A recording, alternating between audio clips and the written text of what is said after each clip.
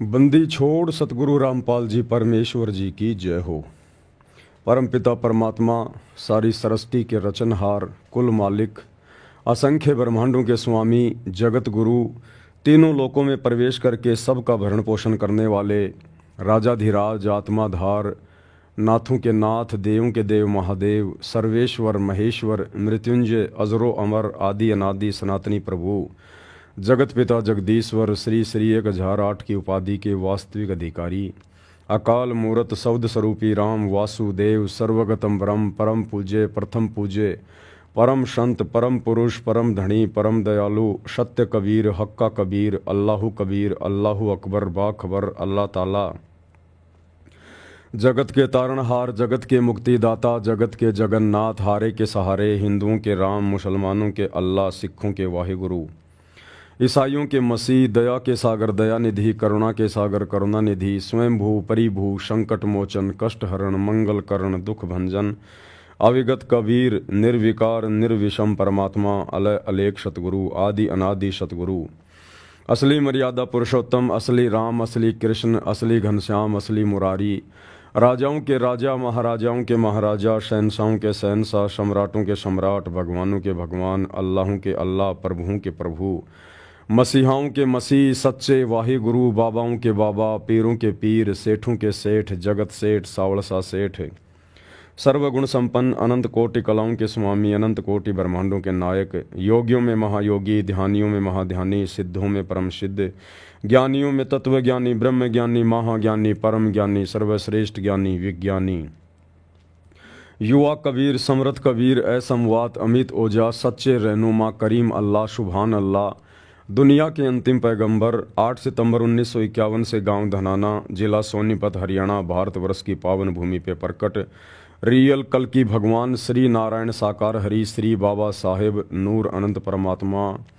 संत श्रोमणी सतगुरु रामपाल जी परमेश्वर जी के चरण कमल में साध संगति से जुड़े हुए आप और हम सभी सत्सेवक भाई बहनों का अनंत कोटि दंडवत प्रणाम।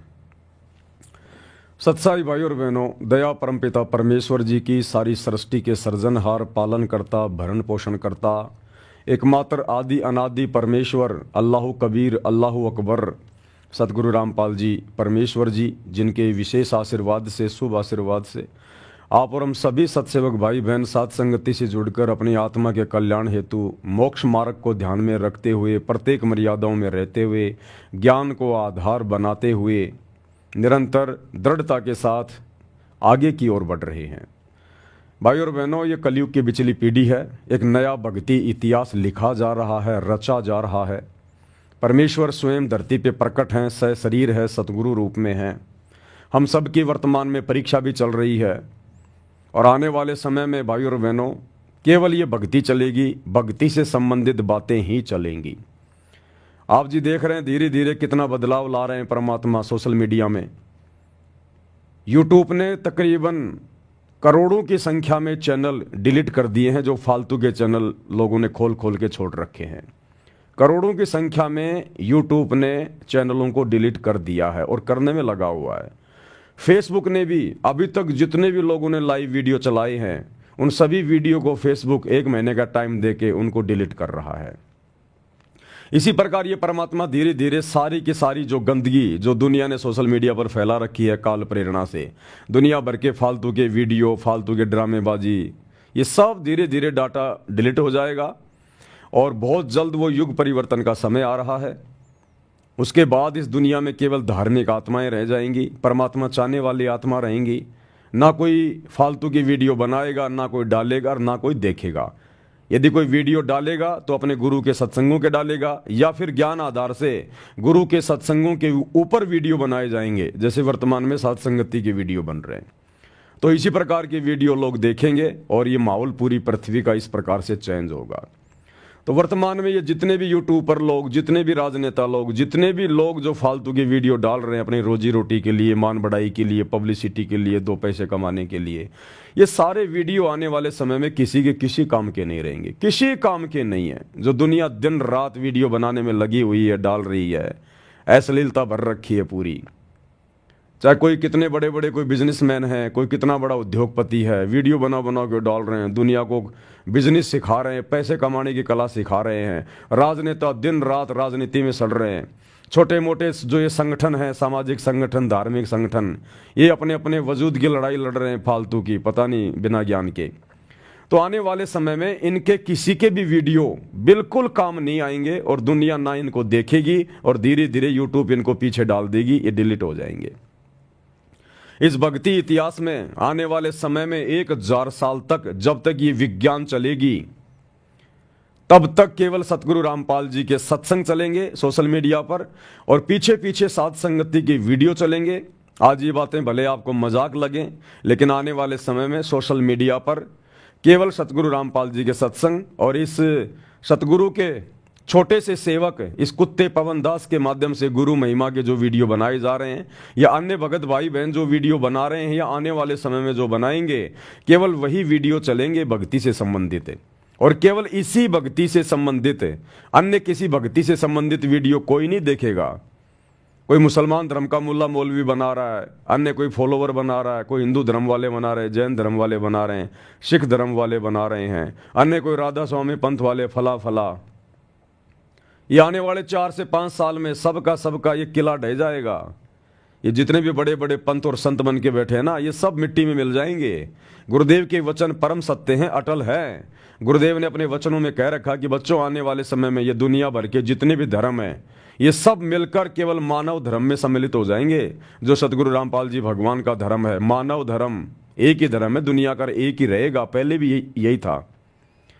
और ये जितने भी संत और महंत हैं, चाहे कितने बड़े बड़े आज उनके आश्रम हैं, उनके डेरे हैं, करोड़ों की संख्या में उनके फॉलोवर हैं, देश विदेश में उनकी ब्रांचें हैं, आने वाले समय में, और ज़्यादा समय नहीं बचा, मुट्ठी भर भी समय नहीं है, 4 से 5 साल तक का समय है। 2028 के बाद ये जितने भी दुनिया भर के संत पंथ और डेरे हैं, जो आज राजनेताओं के उपग्रह बने हुए हैं, अपने आश्रम चला रहे हैं, दुनिया में अपनी पब्लिसिटी किए हुए हैं, गुरुदेव ने कह दिया कि या तो ये संत जो है अपने इस मानव धर्म में आ जाएंगे, यानी सतगुरु रामपाल जी के चरणों में आ जाएंगे, और वो फालतू की संतगिरी छोड़कर, अपने कर्म फोड़ना छोड़कर सतगुरु रामपाल जी से दीक्षा लेकर भक्ति करेंगे। या फिर आने वाले समय में जब ये दुनिया जागेगी, लोगों को भक्ति और भगवान का पता चलेगा, तो इन नकली संतों को, इनको देश छोड़ छोड़ के कहीं बाहर विदेशों में अपना डेरा डालना पड़ेगा। ये हिंदुस्तान में रह नहीं पाएंगे, ये जड़ से समाप्त हो जाएंगे ये आने वाले 4 से 5 साल में। और 4 से 5 साल में 2028 के बाद कोई भी राजनीतिक पार्टी नहीं बचेगी, कोई भी राजनीतिक पार्टी। ये बीजेपी, ये कांग्रेस, ये जितने भी पार्टियां हैं, आम आदमी पार्टी, सपा, जो भी हैं, हजारों की संख्या में पार्टियां होंगी। आपको एक भी पार्टी का नामो निशान नहीं मिलेगा। इसलिए जो भाई बहन राजनीति में अपना भाग्य आजमाने की सोच रहे हैं, अपने बाप दादाओं की जमीन बेच के 2 नंबर के काम करके जो राजनीति में पैसा लगाने की सोच रहे हैं, भैया कोई काम धंधा देख लो छोटा मोटा, आपका और अपने परिवार का पेट पालने के लिए। ये आपकी बड़ी बड़ी राजनीतियां, बीजेपी कांग्रेस का भी नामो निशान जड़ से समाप्त। 2028 के बाद केवल एक ही पार्टी चलेगी, सतसाई पार्टी, सतगुरु रामपाल जी की पार्टी चलेगी, और कोई राजनीतिक पार्टी नहीं चलेगी। तो भैया छोटा मोटा कोई धंधा देख लो अपना। और ये जितने भी वकील भाई बंधु हैं, ये जज वगैरह हैं, ये भी अपना कोई काम धंधा देख लो भैया।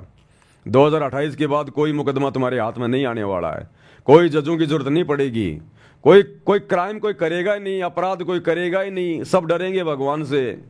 तो वकील भाई भी अपना छोटा मोटा काम धंधा देख लो भैया।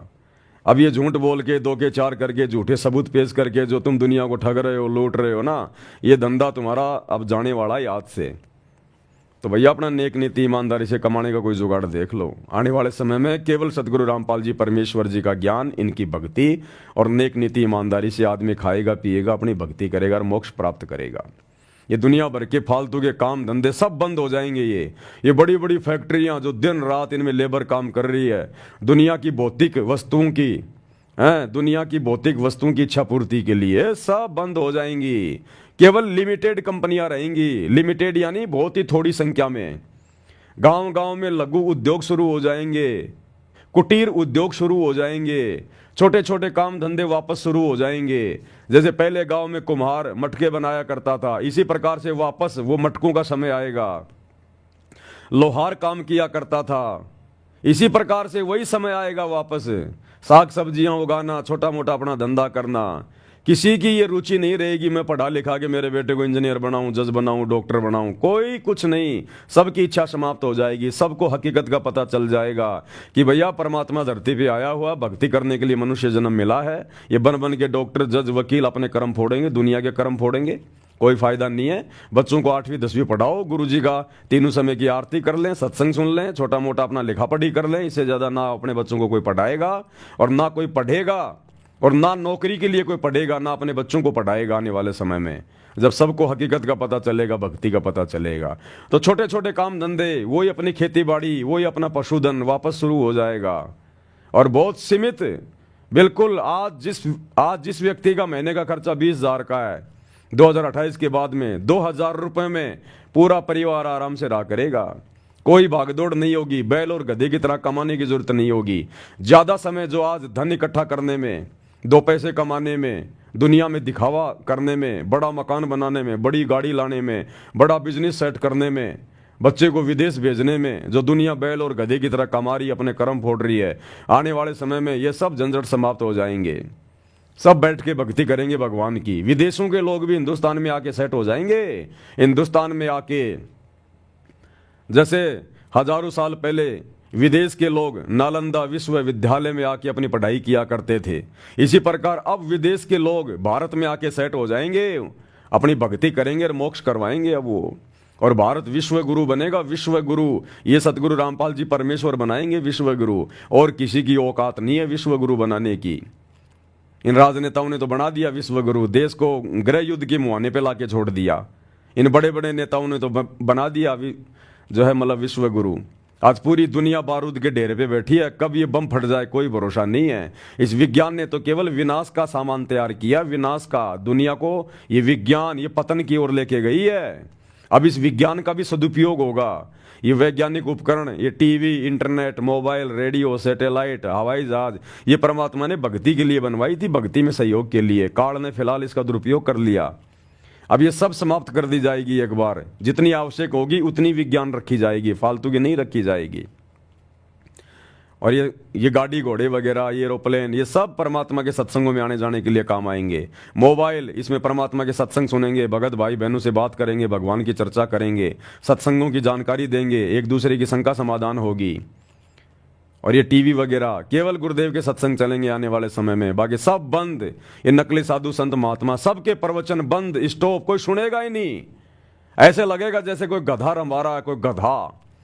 आज जिनके प्रवचन लोग बड़े ध्यान से सुन रहे हैं ना, जब सतगुरु रामपाल जी के प्रवचनों पर ध्यान देंगे, उसके बाद में नकली संतों के प्रवचन लोग सुनना बंद कर देंगे।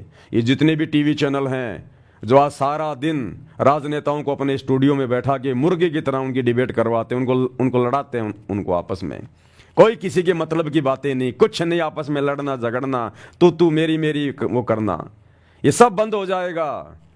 इन टीवी चैनलों पर भी केवल परमात्मा की ज्ञान चर्चा हुआ करेगी लोगों को समझाने के लिए। और ये टीवी चैनल वाले, जहां सतगुरु रामपाल जी भगवान रहेंगे, उस आश्रम के बाहर में ये टीवी चैनल वाले अपनी गाड़ियां ले लेके खड़ा रहा करेंगे। गुरुजी हमें भी आपका सत्संग दे दो, गुरुजी हमें भी आपका सत्संग दे दो। अरे ठीक है, इसको पवन दास की वीडियो दे दो, वो मुसलमान नहीं समझे ज्ञान कुरान वाले। चल बेटा चला इसको, 1 महीने चला इसको।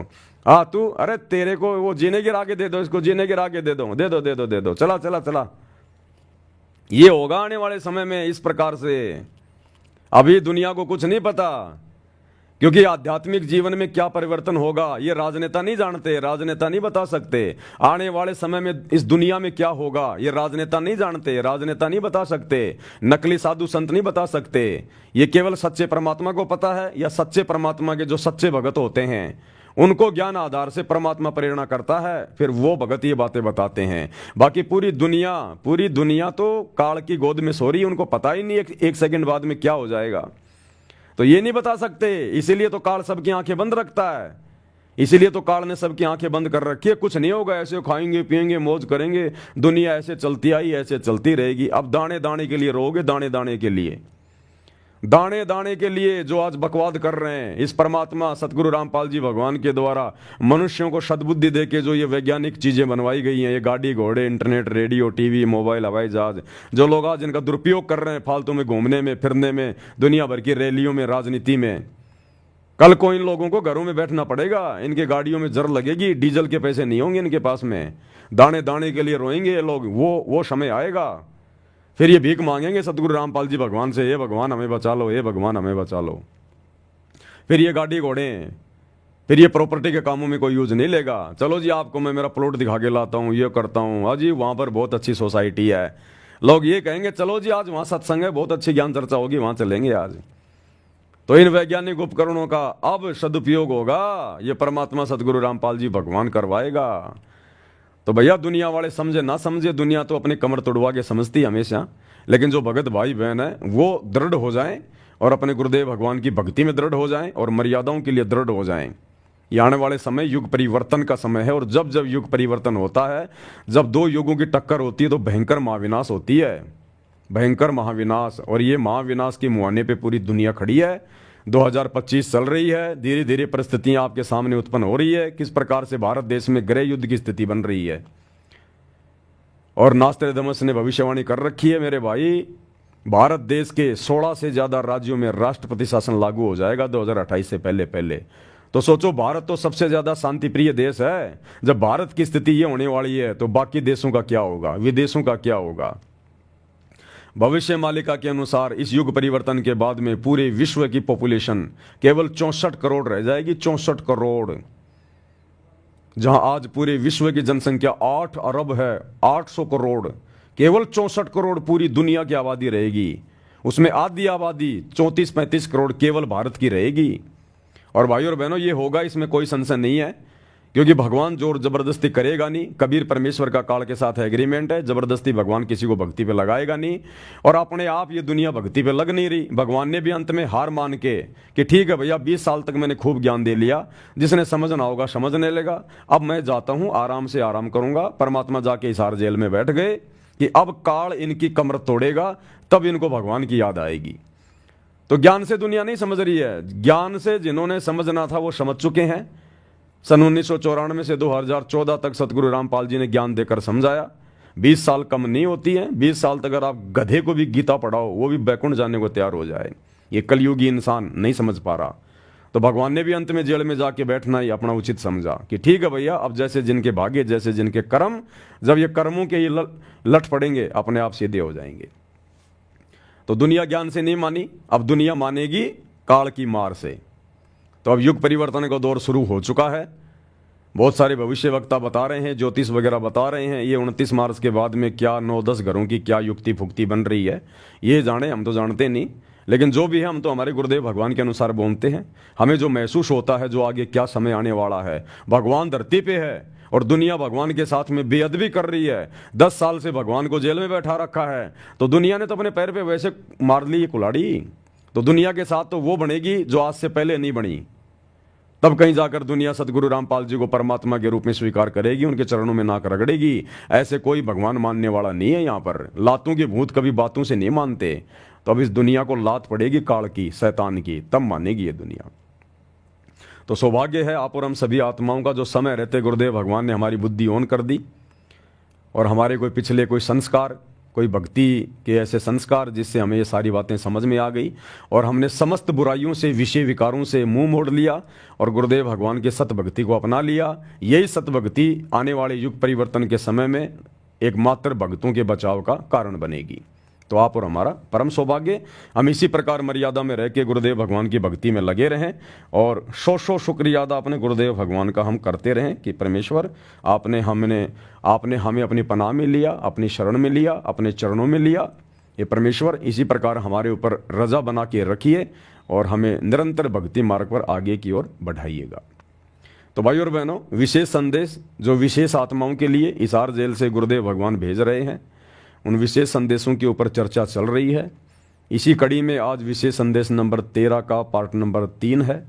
आज गुरुदेव भगवान में क्या कुछ बता रहे हैं, सतलोक के विषय में परमात्मा बता रहे हैं। मन तू चल रहे सुख के सागर, जहाँ शब्द सिंधु रत्नागर, यानी उस सतलोक में, अमरलोक में, सचखंड में कितना सुख है वहाँ पर, कितने ठाट बाट हैं, कितने विलास हैं वहाँ पर। यहाँ पर केवल सुख का नाम नाम है, किस ब्रह्मांड में सुख नाम की चीज नहीं है। तन दर सुखिया कोई न देखा, जो देखा सो दुखिया हो। उदय अस्त की बात करे, मैंने सबका किया विवेका हो। और गुरुदेव ने कह दिया भैया ये ब्रह्मा विष्णु महेश भी दुखी हैं, यहाँ का राजा भी दुखी, महाराजा भी दुखी, फिर आम प्राणी यहाँ कैसे सुखी रह सकता है? सुख यहाँ है ही नहीं। आदमी आगे से आगे भटकता रहता है।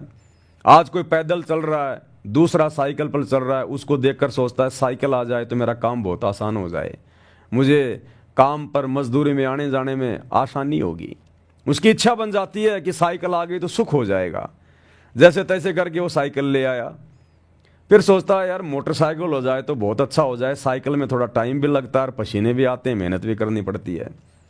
जैसे तैसे मोटरसाइकिल भी आ गई, कुछ दिनों बाद सोचेगा 4 व्हीलर छोटी मोटी गाड़ी आ जाती तो वो अच्छा होता। मोटरसाइकिल में तो गर्मी सर्दी बरसात में कोई बचाव नहीं हो पाता, पुलिये के नीचे खड़ा होना पड़ता है जब बारिश आती है, तब गर्मी में गर्मी लगती है। इंसान की इच्छाओं का अंत नहीं है। फिर वो गाड़ी भी आ गई। अब गाड़ी आने के बाद में सोचेगा हो गाड़ी तो आ गई, बहुत अच्छा हुआ, अब छोटा मोटा कोई सरपंची को चुनाव लड़ूं नहीं तो फिर गाड़ी क्या काम की, घर पे खड़ी रहती है। वो सरपंची का चुनाव भी लड़ लेता है। सरपंच बनने के बाद जब बड़े बड़े नेताओं की तरफ देखता है, अरे यार एमएलए बनो ना तब बात बने, और जैसे तैसे एमएलए भी बन जाता है। एमएलए बनने के बाद सोचता है कि अब मैं मुख्यमंत्री बनूं तब बात बने, वो भाई मुख्यमंत्री भी बन जाता है। मुख्यमंत्री बनने के बाद सोचता प्रधानमंत्री बनूं मैं, तब जाकर पूरी चौधर पूरा ठाट बाट पूरे देश का ठेकेदार बनूं मैं। अब वो प्रधानमंत्री बनने की सोचते सोचते बेचारा मर जाता है। अब मरने के बाद फिर वो गधापति बनता है, गधापति। वो गधा बनेगा, फिर कुमार के नीचे आएगा, उसकी सारी मौज मस्ती वो कुमार उसके एक ही जीवन में समाप्त कर देगा। रोजाना 2.5 मन का बोरा रखेगा, कमर पे ईंटें रखेगा, जख्म होगा, ऊपर से मारेगा लठ, खाने को कुछ देगा नहीं। उस अफलातून की सारी अफलातूनी उस एक ही गधे के जीवन में निकाल देगा ये काल। तो परमात्मा कहते हैं एक हरि की भक्ति बिन राजा गधा होए, और माटी लदे कुमार की घास न डाला कोई। अब दुनिया इन बातों को जानती नहीं। दुनिया सोचती है पागल आदमी है, क्या बोल रहे हैं, कौन सी दुनिया से आए हुए हैं, क्योंकि दुनिया अध्यात्म से अपरिचित है। और आप और हमें परमात्मा ने, आप और हमारे को गुरुदेव भगवान ने, परमात्मा ने वो अध्यात्म की खीर छिक छिक के खिला दी परमात्मा ने। तो आप और हमें डकार आ रही है अब। तो भैया जो गुड़ खाएगा मीठे को वही तो अनुभव करेगा। तो ये दुनिया ने अभी अध्यात्म वाला गुड़ खाया नहीं है, ये दुनिया केवल तमाकू चाट रही है, तमाकू। अब तमाकू में कोई स्वाद भी नहीं होता और नशे में पड़ी हुई है। तो भैया अब परमात्मा धीरे धीरे धीरे धीरे इस दुनिया पे भी दया करेगा, अगर कोई दया करवाना चाहेगा तो, नहीं तो भैया कमर टूटेगी भयंकर तरीके से। आप युग परिवर्तन के दौर से गुजर रहे हैं, कोई सामान्य समय नहीं है ये। भगवान धरती पे आया हुआ है, परमात्मा धरती पे। भयंकर जनहानि होगी, तबाही मचेगी, कहीं सुनामी आ रही है, कहीं बाढ़ आ रहा है, कहीं भूकंप आ रहा है, कहीं अतिवृष्टि, कहीं अनावृष्टि, कहीं ओलावृष्टि, कहीं सूखा पड़ रहा, कहीं अकाल पड़ रहा, कहीं फलाना वायरस आ गया, कहीं महामारी आ गई, चलते चलते लोग मर रहे हैं। अभी देखना आने वाले समय में कहीं युद्ध हो गया, कहीं गृह युद्ध हो गया, कहीं मिलिट्री आ गई, कहीं क्या हो गया, कहीं गोले गिर रहे हैं, कहीं बम गिर रहे हैं। ये हर प्रकार से आपत्ति आएगी इस समय, क्योंकि ये कलयुग की बिचली पीढ़ी है। इंसान हर प्रकार से भक्तिहीन हो चुका है, बैटरी डिस्चार्ज हो चुकी है। और जब बैटरी डिस्चार्ज हो जाएगी उसके बाद केवल पाप कर्म बचते हैं, पाप कर्म, और पाप कर्मों के कारण हर प्रकार से आपत्तियां आएंगी। तो ये दुनिया तो पता नहीं आपत्तियों को सहन कर पाएगी नहीं कर पाएगी। और जिसने सहन कर लिया फिर दोबारा से भक्ति धन जोड़ने में बहुत टाइम लगेगा। आज आप और हम भगत भाई बहन, कोई 10 साल से जुड़ा है, कोई 8 साल से जुड़ा है, फिर भी धीरे धीरे हम लोग आपत्तियों से निकल रहे हैं। तो सोचो इस दुनिया को कितना टाइम लगेगा। अगर आपत्तियां किसी ने अगर झेल भी ली, अगर कोई बच भी गया और गुरु की शरण में आ गया, तो सोचो फिर भी उसको 8-10 साल लगेंगे कम से कम एक नॉर्मल स्थिति में आने में। और उस समय आप और हम भाई बहन इस प्रकार से होंगे जैसे आज आम व्यक्तियों के बीच में ये राजा महाराजा, मंत्री संतरी, मुख्यमंत्री, एमएलए, प्रधानमंत्री हैं। ऐसे ही दुनिया वालों के बीच में जो वर्तमान में भक्ति कर रहे हैं, सतगुरु रामपाल जी के भगत, इन भगतों की स्थिति आने वाले समय में इन दुनिया वालों के सामने ऐसी हो जाएगी। ये बड़े बड़े तुम्हारे बॉलीवुड के अभिनेता, ये क्रिकेटर, बड़े बड़े उद्योगपति, अगर ये बच गए तो वैसे इनके बचने की आसार नहीं है।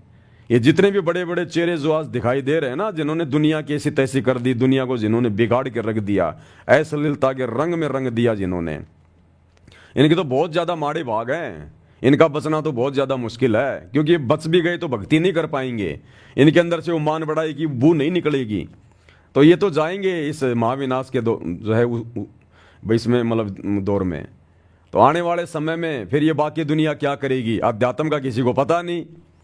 फिर ये आप और हमारे जैसे भगत भाई बहनों के सामने बैठेगी, भगत जी सत्साई, भगत जी शंका का समाधान कर दो, भगत जी ये छोटी सी समस्या आ गई, भगत जी क्या करें बताओ, मालिक के ज्ञान आधार से मर्यादा ना टूट जाए।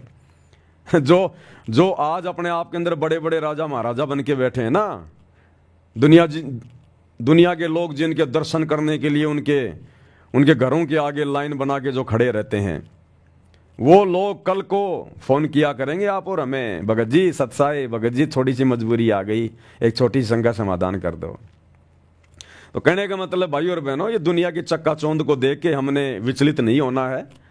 ये दुनिया काल की गोद में बैठी हुई है, और काल की गोद में चाहे कोई बैठा हो, कितना बड़ा हो, वो कुछ नहीं है, केवल उसका भोजन है, कुछ नहीं। वो अगले जन्म में गधा कुत्ता सुअर बन के घूमेगा, वो जो आज अफलातून बन के घूम रहा पूरी देश दुनिया में आज, जिसका नाम है, जो भक्ति नहीं कर रहा सतगुरु रामपाल जी की। और आप और हम जो भक्ति कर रहे हैं, आने वाला समय आप और हमारा होगा, क्योंकि सतगुरु का वचन कभी निष्फल नहीं जाएगा, नहीं जा सकता। ये आप और हमारे ऊपर निर्भर करता है कि हम सतगुरु के वचन को किस प्रकार से लेते। गुरु ने अपने सत्संग में कह दिया है कि बच्चों, इस भक्ति पे तुम लगे रहना, चाहे सुखी रहो चाहे दुखी रहो, चाहे छोटी मोटी कोई समस्या आड़ास अड़ी रहे, तुम विश्वास मत तोड़ना, इस भक्ति में सतगुरु के चरणों में पड़े रहना, लगे रहना। ये दरबार छोड़ के मत जाना तुम, चाहे भक्ति थोड़ी हो जाए, कैसे भी हो, तुम ये दरबार छोड़ के मत जाना। द्वार धनी के पड़ा रहे, धक्के धनी के खाए, सो काल जग जोरी पर द्वार छोड़ना जाए। तो परमात्मा संभालेगा, पकड़ेगा, उसकी नजर है, वो देख रहा है। और गुरुदेव का वचन है बच्चों, आने वाले समय में तुम्हारे मकान अलग होंगे, तुम्हारी कोठियां अलग होंगी। हालांकि आप और हमारी कोई इच्छा नहीं रहेगी बड़ा मकान बनाने की, बड़ी कोठी बने जो है वो बनने की, बड़ा कोई काम धंधा खोलने की, लेकिन ये होगा। अगर किसान ने खेत में बीज बोया है गेहूं का, और यदि उसकी बढ़िया से रखवाली करी है, तो भैया पशुओं का चारा तो होगा ही होगा, और पहले होगा, पहले अनाज से पहले होगा। तो हमें मोक्ष तो मिलेगा, उस मोक्ष से पहले हमें इस गंदे लोक के सुख भी परमात्मा देगा, क्योंकि उस समय हमें ज्ञान हो जाएगा। फिर हम माया का दुरुपयोग नहीं कर सकते, हमें उसकी हानि का पता चल जाएगा कि कहां ये हमें डुबोएगी और कहां हमें ये उबारेगी। उसके बाद परमात्मा समझदार बच्चे को फिर अपने खजाने की चाबी देगा। तो गुरुदेव ने कह रखा बच्चों, आने वाले समय में गांव में, नगर में, जहां भी तुम रह रहे हो, तुम्हारे मकान, तुम्हारी कोठियां अलग होंगी, और दुनिया चर्चा करेगी कि ये हैं सतगुरु रामपाल जी के भगत। अगर हम भी अगर समय रहते इनके गुरु जी की शरण में आ जाते, आज हमारे भी ऐसे ठाट बाट होते। ये सतगुरु का वचन है, डूम बाट के गीत नहीं है। साधु बोले सहज स्वभाव, साधु का बोला मिथ्या न जाए, और साध वचन पलटे नहीं चाहे पलट जाए ब्रह्मांड। लेकिन उस समय का इंतजार, और आप और हमने दृढ़ता, कहे कबीर सुनो भाई साधो मैं तो हूं विश्वास में। बस हमने विश्वास नहीं तोड़ना अपने गुरु जी से, चाहे कुछ भी हो जाए, कुछ भी हो जाए, चाहे हमारे साथ चाहे कितना ही बुरा होता दिखाई दे, वो बुरा नहीं हो रहा, उस बुराई में भी हमारी अच्छाई है, वो हमें नहीं दिखाई दे रही है वर्तमान में। बस हमारा गुरु अंतर्यामी है, हम अपने गुरु जी के अधीन हैं, हम उपचाराधीन हैं। जैसे डॉक्टर के अंडर में जब मरीज आ जाता है तो मरीज को नहीं पता डॉक्टर क्या इंजेक्शन लगा रहा है, इसमें कौन सी दवा मिली हुई है, ये दवाई तुझे क्या फायदा देगी, मरीज को नहीं पता, और ना मरीज कुछ बोलता, क्योंकि मरीज को डॉक्टर पे विश्वास होता है। तो इसी प्रकार गुरुदेव भगवान का ट्रीटमेंट चल रहा आप और हमारे ऊपर, हम उनकी हॉस्पिटल में एडमिट हैं, इस भक्ति वाली हॉस्पिटल में। अब गुरु जी का ट्रीटमेंट चल रहा है, हमने केवल मर्यादा में रहना है, मरीज ने केवल जो परहेज होते हैं वो निभाने होते हैं, और टाइम पे जैसा डॉक्टर ने बता दिया वैसी गोली दवाई खानी होती है। तो हम भक्तों ने अपने गुरु जी के नियम निभाने हैं, और जैसी भक्ति साधना गुरुदेव ने बता दी मर्यादा में रह के हमने वो भक्ति करनी है। बाकी काम हमारे गुरु जी का है, इस आध्यात्मिक वैद्य का है। ये कौन सी दवा लगाएगा, कब सुख देगा, कब ये दुख देगा, कब ये हल्का सा कोई झटका देगा, ये इसकी अपनी मौज, इसके अपने कर्म। हमने अपनी मर्यादाओं का ध्यान रखना है बस। यदि हमें विश्वास हो गया कि ये डॉक्टर पक्का है, फिर देखना भाई और बहनों आने वाले समय में फिर कैसे स्वस्थ नहीं होगा। जब मरीज डॉक्टर की दवा टाइम पे खाएगा, परहेज निभाएगा, तो मरीज भला फिर स्वस्थ कैसे नहीं होगा। तो इसी प्रकार जब हम गुरु जी की मर्यादा निभाएंगे और हमारे को पक्का विश्वास है कि इनके अलावा दूसरा कोई आध्यात्मिक वैद्य नहीं, कोई डॉक्टर नहीं, कोई संत नहीं, और उनके द्वारा बताई गई भक्ति की खुराक, तीनों समय की आरती, पांचों यज्ञ, सत्संग सुनना, सुमरण करना, नेक नीति मर्यादा में रहना, तो फिर कैसे नहीं होंगे हम सुखी। अरे जिसका ये लोक सुखी नहीं, उसका परलोक कभी सुखी नहीं हो सकता। तो भगवान जिन भक्तों का मोक्ष करेगा, जिनको सचखंड में भेजेगा, उनको पृथ्वी का भी सुख देगा परमात्मा, यहां का सुख भी देगा मालिक। ये ना सोचना कि आज हम गरीब हैं, निर्धन हैं, हमारे पास ना जमीन है, ना मकान है, ना कोई काम धंधा है, बड़ी मुश्किल से हम गुरु जी के शरण में आके अपना गुजारा कर रहे हैं। ये ना सोचना, ये परमात्मा है, अनंत रास्ते हैं इसके पास में, अनंत रास्ते। क्या सेऊ सम्मन ने कभी सोचा था कि हम कभी जिंदगी में सेठ बन जाएंगे? जो बेचारे सुबह कमाते थे, शाम को खाया करते थे, इतना गरीब परिवार, अपने बेटे की गर्दन तक उसको काटनी पड़ गई थी भगवान को भोजन करवाने के लिए, घर में आटा भी नहीं। क्या उसने कभी सोचा था सम्मन ने कि मैं दिल्ली का 1 नंबर का सेठ भी बन जाऊंगा? सपने में भी नहीं सोच सकता बेचारा, लेकिन भगवान ने बना दिया। क्या तैमूर लंग कभी सोच सकता था, जो भेड़ बकरियां चराया करता था, घर में आटा भी नहीं होता था, कि मैं राजा बन जाऊंगा और मेरे 7 पीढ़ी राज करेगी? लेकिन भगवान ने बना दिया। तो परमात्मा क्या नहीं कर सकता? वही तो परमात्मा है धरती पर आज हमारे गुरुदेव भगवान के रूप में। सतगुरु जो चावे सो करी ही, भरम पड़ो मत कोई, सेव धड़ पर शीश चढ़ाया पाछा करी रसोई। और मोला जल से थल करे, थल से जल कर देत, और साहिब तेरी साहिब भी श्याम कहूं के सवेत। तो परमात्मा कुछ भी कर सकता है, ये पल में राई से पहाड़ कर दे और पहाड़ से राई कर दे। ये वो समर्थ है, वो धनी है हम जिसकी शरण में आज। हम जगत सेठ की शरण में हैं, सावड़सा सेठ की शरण में। ये दुनिया जिस सावड़सा सेठ के मंदिर बना बना के श्री कृष्ण जी के नाम से पूज रही है ना, वो सावड़सा सेठ जिसने द्वारिका में जाके नरसिंह की हुंडी कैस की थी, वो सावड़सा सेठ ये सतगुरु रामपाल जी भगवान है, ये कबीर भगवान है। तो दुनिया को अभी पहचान नहीं है, आप और हमें पहचान हो गई। तो फायदा कौन उठाएगा? जो पहले स्कूल में जाएगा। अरे जो बच्चा पहले पढ़ाई पढ़ के सर्टिफिकेट लेके नौकरी लगेगा, वो ही तो सुख भोगेगा। बाकी तो उस समय सुख भोगेंगे जब उसी प्रोसीजर को पार करके नौकरी लगेंगे। तो दुनिया तो बहुत लेट आएगी इनकी शरण में, और आप और हम इनकी शरण में हैं, आप और हम ये पढ़ाई पढ़ रहे हैं। तो सबसे पहले नौकरी कौन लगेगा? सबसे पहले सुखी कौन होगा? मोक्ष किसका होगा? आप और हमारा होगा। और दूसरी बात भाई और बहनों, देखो ये अध्यात्म है, हमने कुछ चीज़ों का बहुत विशेष तौर पर ध्यान रखना है। एक छोटी सी ऑडियो जो मैंने आज ग्रुपों में डाली हुई है, जूली बहन की जो आई थी, हम लोगों ने ज्ञान को प्रथम रूप से आधार बना के चलना पड़ेगा इस भक्ति मार्ग पर, तब हमारी बात बनेगी, नहीं तो नहीं बन पाएगी। आने वाले समय में क्या होगा भाई और बहनों, कोई भी भाई बहन ये ना सोचे कि भाई मेरी जो उम्र है, मेरी उम्र अभी 30 साल की है, मेरी उम्र अभी 35 साल की है, और मैं तो बड़ा होऊंगा, भी टाइम लगेगा, बूढ़ा होऊंगा, उसके बाद मेरी भक्ति सफल होगी। आने वाले समय में, क्योंकि समय थोड़ा है परमात्मा के पास में, जितनी आत्माओं को गुरुदेव भगवान निकालेंगे अपने शरीर में रहते सहते, यानी इस तेज पुंज के शरीर में जो हमें दिखाई दे रहा है इनका, इस शरीर में धरती पर संत रूप में रहते रहते परमात्मा जितनी आत्माओं को निकाल पाएंगे निकाल देंगे। तो सभी भाई बहनों की प्रबल इच्छा होनी चाहिए हमारी।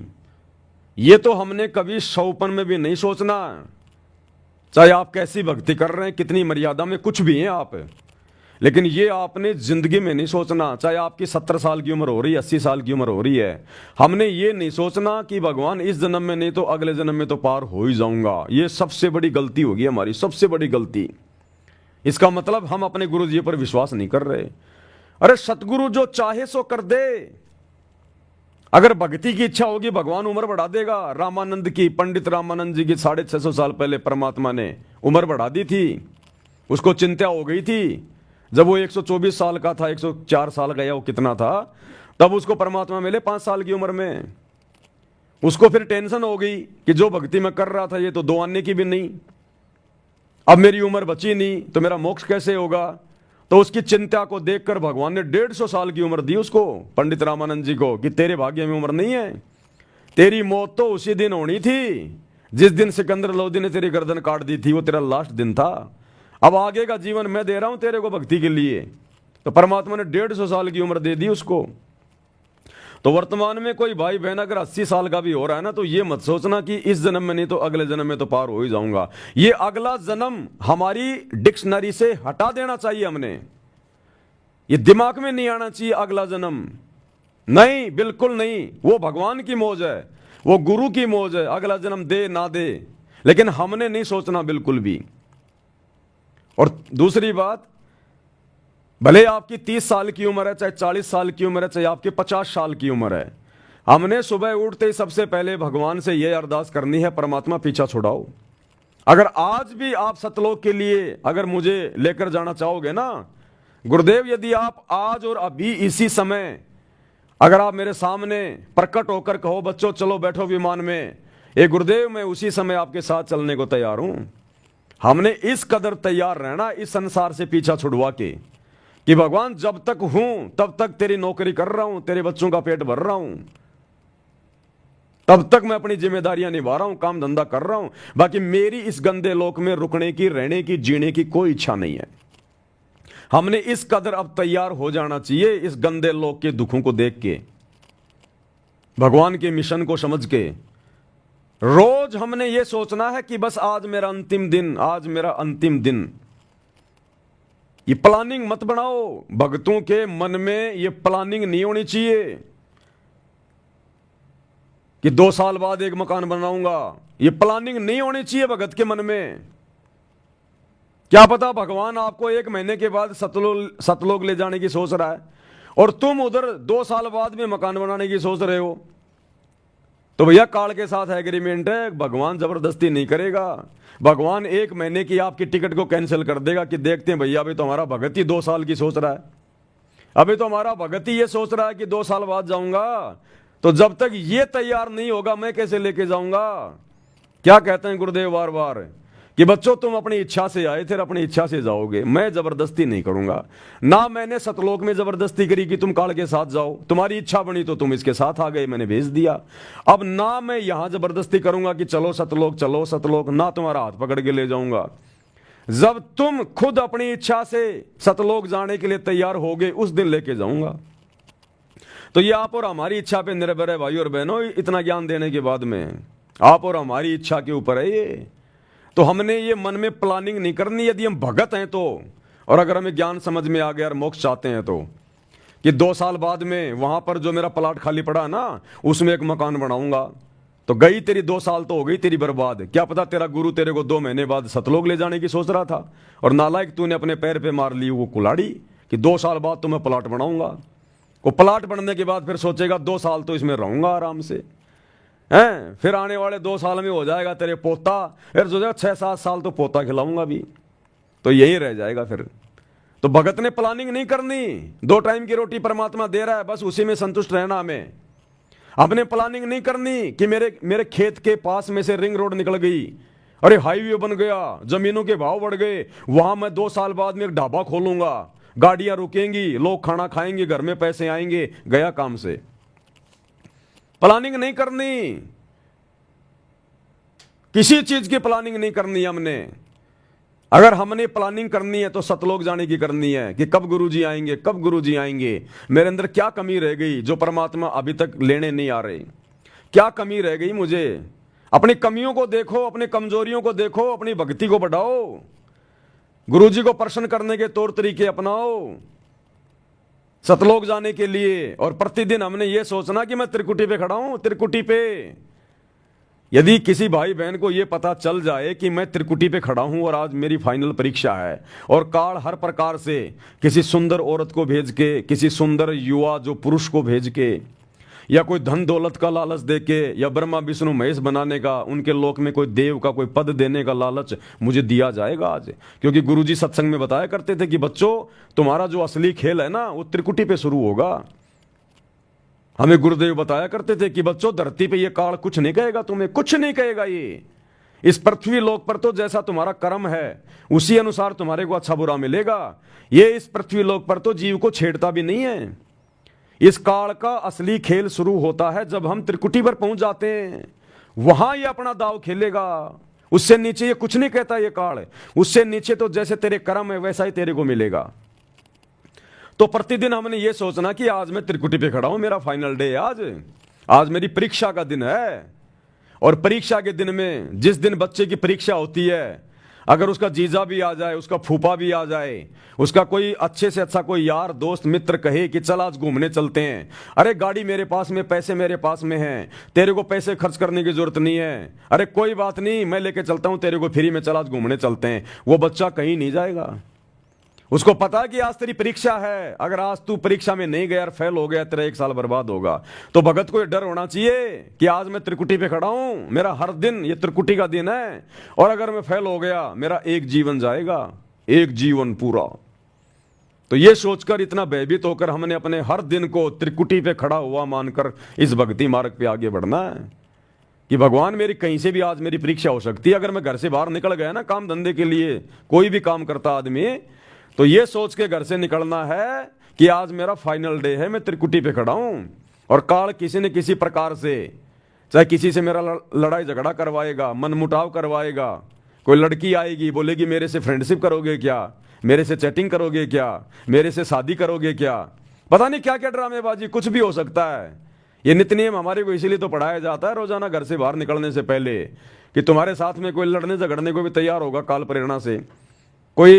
कोई अच्छी मंदी बात भी तुम्हें कहेगा, कोई लड़की भी टकराएगी, कोई लड़का भी टकराएगा, कोई लोभ लालच की बातें भी होंगी, रिश्वत की बातें भी होंगी, 2 के 4 कमाने की बातें होंगी। तो तुम लोगों ने किस प्रकार से अपने जीवन को टैकल करना है, अपने पूरे दिन को तुमने सुचारू रखना है। तो गुरुजी सुबह सुबह हमारे को नित्य नियम पढ़ा के, इसीलिए तो हमारे को घर से बाहर भेजते हैं कि बच्चों तुम नित्य नियम को ध्यान में रखना, इसमें तुम्हारे को आदेश दे दिए गए तुमने क्या करना है। तो इस प्रकार भाई और बहनों, हमारा हर दिन ये होना चाहिए कि मैं त्रिकुटी पे खड़ा हूं, तब हम भक्ति पे सफल हो सकते हैं, नहीं तो नहीं होंगे हम यहां पर। हम 5 साल आगे की हम लोग ये प्लानिंग करके बैठे हुए हैं, 5 साल आगे की हम प्लानिंग करके बैठे हैं, तो भगवान कैसे ले जाएगा हमें? हमारी इच्छा ही नहीं, अभी तो हमारी यहीं पे वो प्लानिंग की इच्छा है। तो भगत ने कोई प्लानिंग, कोई विचार ऐसा करना ही नहीं चाहिए हमारे को इस काललोक में। प्लानिंग भी करो तो भक्ति की करो कि भक्ति मेरी ज्यादा से ज्यादा कैसे बढ़े, मैं क्या करूं, मेरे गुरुजी कैसे मेरे से प्रसन्न हो। केवल इस बात की प्लानिंग, सतलोक जाने की प्लानिंग, तब जाकर हमारा मामला सुलझेगा, नहीं तो नहीं सुलझेगा भाई और बहनों, बिल्कुल नहीं सुलझेगा। जिस समय हम सतलोक से यहां आने के लिए तैयार हुए थे, कितने उमंग में थे, और उस समय हमारा भगवान, हमारा गुरु कबीर भगवान हमें कह रहा है बच्चों रहने दो, दुखी हो जाओगे, बच्चों दुखी हो जाओगे, रहने दो, तुम्हें किस बात की कमी है। हम डांटे नहीं, डट रहे थे। हमारा बाकी का जो परिवार था, हमारे माता पिता, भाई बंधु, हमारी पत्नी, वो भी हमारे को रोक रही थी कि मत जाओ मत जाओ, लेकिन हमने किसी की नहीं सुनी हमने, और हम काल के साथ में आ गए। इस कदर हमने तैयार होना पड़ेगा, यहां हम किसी की नहीं सुनेंगे अब, किसी की भी, चाहे कोई कितना बड़ा हमारे को कोई पद दे, चाहे कोई कितना बड़ा हमारे को धन दे। और ये आएंगे, हमारे सामने परिस्थितियां पैदा होंगी, ये आप देख लेना। अभी तक हमारा भक्ति धन इतना नहीं बढ़ा, लेकिन जब भक्ति धन बढ़ेगा तो फिर चोरों की नजर पड़ेगी, इस काल की नजर पड़ेगी। फिर कंगाल के घर में कोई चोरी नहीं करता। आपने चाय की थड़ी में चोरी होते नहीं सुना होगा कभी। हाँ, बैंकों में लूट पड़ गई, बैंक में लूटमार हो गई, आपने खूब सुना होगा। क्योंकि चाय की दुकान में क्या मिलेगा, पाव भर चाय मिलेगी, 1 किलो चीनी मिलेगी, अदरक की 2-4 वो गठियां मिल जाएंगी, तो उसको कोई नहीं छेड़ता। जहां धन होता है वहां पे लूट होती है। तो अब आप और हमारा भक्ति धन बढ़ेगा आने वाले समय में, जितना हम मर्यादाओं में रहेंगे। उसके बाद इस काल चोर की नजर पड़ेगी कि ये आत्मा सतलोक जाने के लिए तैयार हो रही है, भाई इसके पास भक्ति धन जमा हो रहा है। फिर आएंगे आपके सामने सारे ऑफर। आज आप और हमारी शकल देख के जो लड़कियां हमारी तरफ देखती नहीं, आपको एक एग्जाम्पल दे रहा हूं, जो लड़कियां भाई बहनों की तरफ देखती नहीं है, जो लड़के बहनों की तरफ नहीं देखते उनकी शकल सूरत को देख के, आने वाले समय में जब भक्ति धन बढ़ेगा, ये काल लोगों में प्रेरणा करेगा। आपके साथ में नजदीकियां बढ़ाएंगे, मित्रता करेंगे, फ्रेंडशिप करेंगे, शारीरिक संबंध बनाने की सोचेंगे वो लोग। आप सोचोगे यार मेरे अंदर ऐसा कुछ है ही नहीं, मैं तो काला कलूटा सा आदमी, बुंडा सा आदमी है ना, मैं ऐसा कुछ को धनवान आदमी, और मेरे साथ में ये नजदीकियां क्यों बढ़ा रहे हैं? वो काल बढ़वा रहा है तुम्हारा भक्ति धन चुरवाने के लिए, तुम्हारी मर्यादा तुड़वाने के लिए। ध्यान रखना, तुम्हारा रिश्तेदार आएगा और कहेगा जी जी कोई बात नहीं जी, मेरे पास में पैसे हैं, मैंने जमीन बेची है, चलो ऐसा करते हैं अपन पार्टनरशिप में मिलकर छोटा सा काम धंधा कर लेते हैं, अजी छोटा सा एक होटल खोल लेते हैं, आप तो संभाल लेना, पैसे मैं लगा दूंगा, कोई दिक्कत नहीं, मत फंस जाना। आपको फ्री के ऑफर आएंगे, आपको फ्री के ऑफर आएंगे। आप जिस कंपनी में काम कर रहे हैं, जिस ऑफिस में आप काम कर रहे हैं, आज आपकी कोई वैल्यू नहीं है। 5 साल बाद आपका बॉस कहेगा अरे अरे फलाने फलाने जी, मैं आपको सुपरवाइजर बना रहा हूं, आपने पूरा ऑफिस संभालना है, आपकी सैलरी भी मैंने 10,000 रुपये बढ़ा दी। मत फंस जाना, भैया मैं तो चपड़ासी वाले काम में ठीक हूं, कम से कम अपनी भक्ति तो कर रहा हूं मैं। अरे भैया मैं तो सिक्योरिटी गार्ड ही ठीक हूं, आते जाते समय गेट खोल देता हूं, बाकी माला लेके भक्ति कर रहा हूं। तू मुझे सुपरवाइजर बनाएगा, 24 घंटे 50 आदमियों पे मेरे को नजर रखनी पड़ेगी, भक्ति क्या मैं खाक करूंगा? वो काल आपको फंसाएगा, आपका प्रमोशन करवाएगा, आपको सुपरवाइजर बनाएगा, आपको मैनेजर बनवाएगा। और जिसको ज्ञान नहीं होगा वो तो सोचेगा हो मैं मैनेजर बन गया, मैनेजर बन गया। तेरे को बनाया जा रहा है नालायक, तेरा समय बर्बाद करवाने के लिए। जो टुकड़े मिल रहे हैं ना छोटी मोटी नौकरी काम धंधे में, अपना कर ले, अपना टाइम पास कर। तो भाई और बहनों, आज जो दुनिया हमारी तरफ देखती भी नहीं है, कल को ये दुनिया नजर गाड़ के रखेगी, लेकिन हमने सावधान रहना। उस समय ज्ञान को आधार बना के रखना है, अपने मान बढ़ाई में उलझना ही नहीं है। हमने असंख्यों बार ये सारी चीजें करके देख ली हैं। परमात्मा ने कह दिया बेटा तेरा कोई पहला जन्म थोड़ी है, कोटि जन्म तू राजा की न्या मिटी न मन की आशा, भिक्षुक होकर दर दर घूमिया मिला ना निर्गुण राशा। अरे नादान प्राणी, जो आज तू रोड पे खड़ा होके तू ये जो मेहनत मजदूरी कर रहा है ना और अपनी भक्ति कर रहा है, तो ये ना सोच कि हर जन्म में तू ऐसा ही था, या आज तू इतना गरीब है तो तू ऐसा ही था। ना ना ना ना, करोड़ों बार तू राजा रह चुका, चक्रवर्ती राजा, करोड़ों बार। ये तो तेरे को भक्ति करवाने के लिए तेरे गुरु भगवान ने तेरे को इस गरीबी वाली स्थिति में रखा है। आज अगर तू छोटा मोटा कोई सरपंच होता ना, तो आज तू भगवान के नजदीक भी नहीं आता। तो ये तो शुक्र मना गुरुदेव भगवान का, और ये बात हकीकत है भाई और बहनों, ध्यान रखना। ये पृथ्वी पाप और पुण्य के हिसाब से चलता है, पूरा 21 ब्रह्मांड पाप और पुण्य के हिसाब से। ये कोई राजनीति के हिसाब से नहीं चलता, ये किसी जैक और चेक के हिसाब से नहीं चलता। पाप और पुण्य पे टिका हुआ सारा सिस्टम, ये पाप और पुण्य के ऊपर। तो पुण्य तो आप और हमारे ऊपर है ही, यहां के राजा से ज्यादा पुण्य आप और हमारे पास में है। और इसकी सबसे बड़ी पहचान यह है कि हमें सतगुरु ने अपनी शरण में ले लिया। गुरुदेव कहते हैं लख भर सूरा जूझ ही लख भर सावंत दे, और लख भर यति जहान में तब सतगुरु शरण आले। गोरख से ज्ञानी घने सुखदेव जति जहान, और सीता सी बहु बारिया संत दूर स्थान। तो गुरुदेव कहते हैं लख भर सूरा जूझ ही, जो आत्मा लाखों बार सूरवीर के जन्म प्राप्त करती है। सूरवीर वो योद्धा होते हैं जो युद्ध के मैदान में गर्दन कटवाना मंजूर, लेकिन पीठ नहीं दिखाते। टुकड़े टुकड़े होके वो कट जाएगा लेकिन पीठ नहीं दिखाएगा, उसको कहते हैं सूरवीर।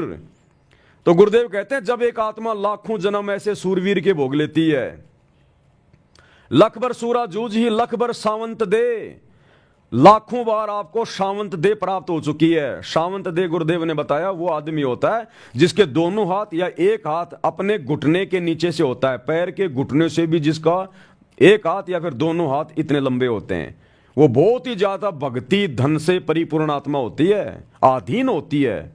उसको कहते हैं सावंत दे, वो पुनकर्मी आत्मा होती है। त्रेता में श्री रामचंद्र जी सावंत दे थे, ये दुनिया वालों को नहीं पता, ये गुरुदेव भगवान ने बताया। तो गुरुदेव कह रहे करोड़ों बार लाखों बार तुम्हारे सावंत दे वाले जीवन भी हो चुके हैं। तो लख भर सूरा जूझ ही लख भर सावंत दे, और लख भर यति जहान में, लाखों बार हमने हनुमान जैसे जन्म भोगे। दूसरी औरत में हमने कभी कुदृष्टि भी नहीं डाली, ब्रह्मचारी जीवन जिया हमने। तो गुरुदेव कहते हैं जब एक आत्मा इतने इस प्रकार के लाखों और करोड़ों जीवन भोग लेती है, इतना भक्ति धन उसके पास होता है, इतने पुण्य होते हैं, तब सतगुरु शरणा ले। तब सतगुरु, ये कबीर भगवान सतगुरु रामपाल जी ऐसी आत्मा को कलयुग की बिचली पीढ़ी में अपनी शरण में लेता है। तो ये देश के राजा महाराजा, अमेरिका का राजा महाराजा, ब्रह्मा विष्णु महेश, भक्ति धन के मामले में, पुण्य के मामले में आप और हमारे एक बाल के बराबर भी नहीं है, बाल के बराबर भी। तो असल में ये दुनिया का राज आप और हमारे भाग्य में था। भाई और बहनों, ये सत्य मान लेना, ये दुनिया का राज, ये मंत्री पद, प्रधानमंत्री पद, ये बड़े बड़े ये बिजनेसमैन के पद, ये बड़ी बड़ी नौकरियां, बड़े बड़े ये अधिकारी के पद, असल में आप और हम भगत भाई बहनों के भाग्य में था ये। क्योंकि भक्ति धन तो आप और हमारे पास में है ना, क्योंकि सतगुरु की शरण में तो हम आए ना। तो सतगुरु की शरण में कौन आएगा? लखबर सूरा जूझ ही लखबर सावंत दे, और लखबर यति जहान में तब सतगुरु शरणा ले। तो हम थे वर्तमान में इस दुनिया में सुख भोगने के अधिकारी, काल का झूठा सुख भोगने के अधिकारी। लेकिन हम परमात्मा की अच्छी आत्मा थी, इसलिए परमात्मा ने हमारे भाग्य से वो काल के झूठे सुख, वो मंत्री पद, प्रधानमंत्री पद, वो कैंसिल कर दिया परमात्मा ने, और हमारे को नॉर्मल स्थिति में रखा, ताकि मैं इनको अपनी शरण में ले लूं आसानी से। इन दुखों से दुखी होकर इनको भगवान याद आएगा। अगर हम छोटे से सरपंच भी होते ना, सरपंच भी, तो बता दो आज दुनिया का एक भी व्यक्ति जो सरपंच हो वर्तमान में और गुरु जी की शरण में हो, और यदि है तो वो मर्यादा में नहीं है। या तो कोई सरपंच गुरु जी की शरण में है नहीं, ये तो सबसे छोटी पोस्ट है। और अगर है कोई एक आधा, तो फिर वो गुरु जी की मर्यादा में नहीं है। वो फॉर्मेलिटी, किसी के कहने से नाम ले रखा है, काम बाकी सारे वही कर रहा हो। तो ये दुनिया के जितने भी जो 60-8 वर्तमान में हम देख रहे हैं ना, ये आप और हमारे भाग्य में थे।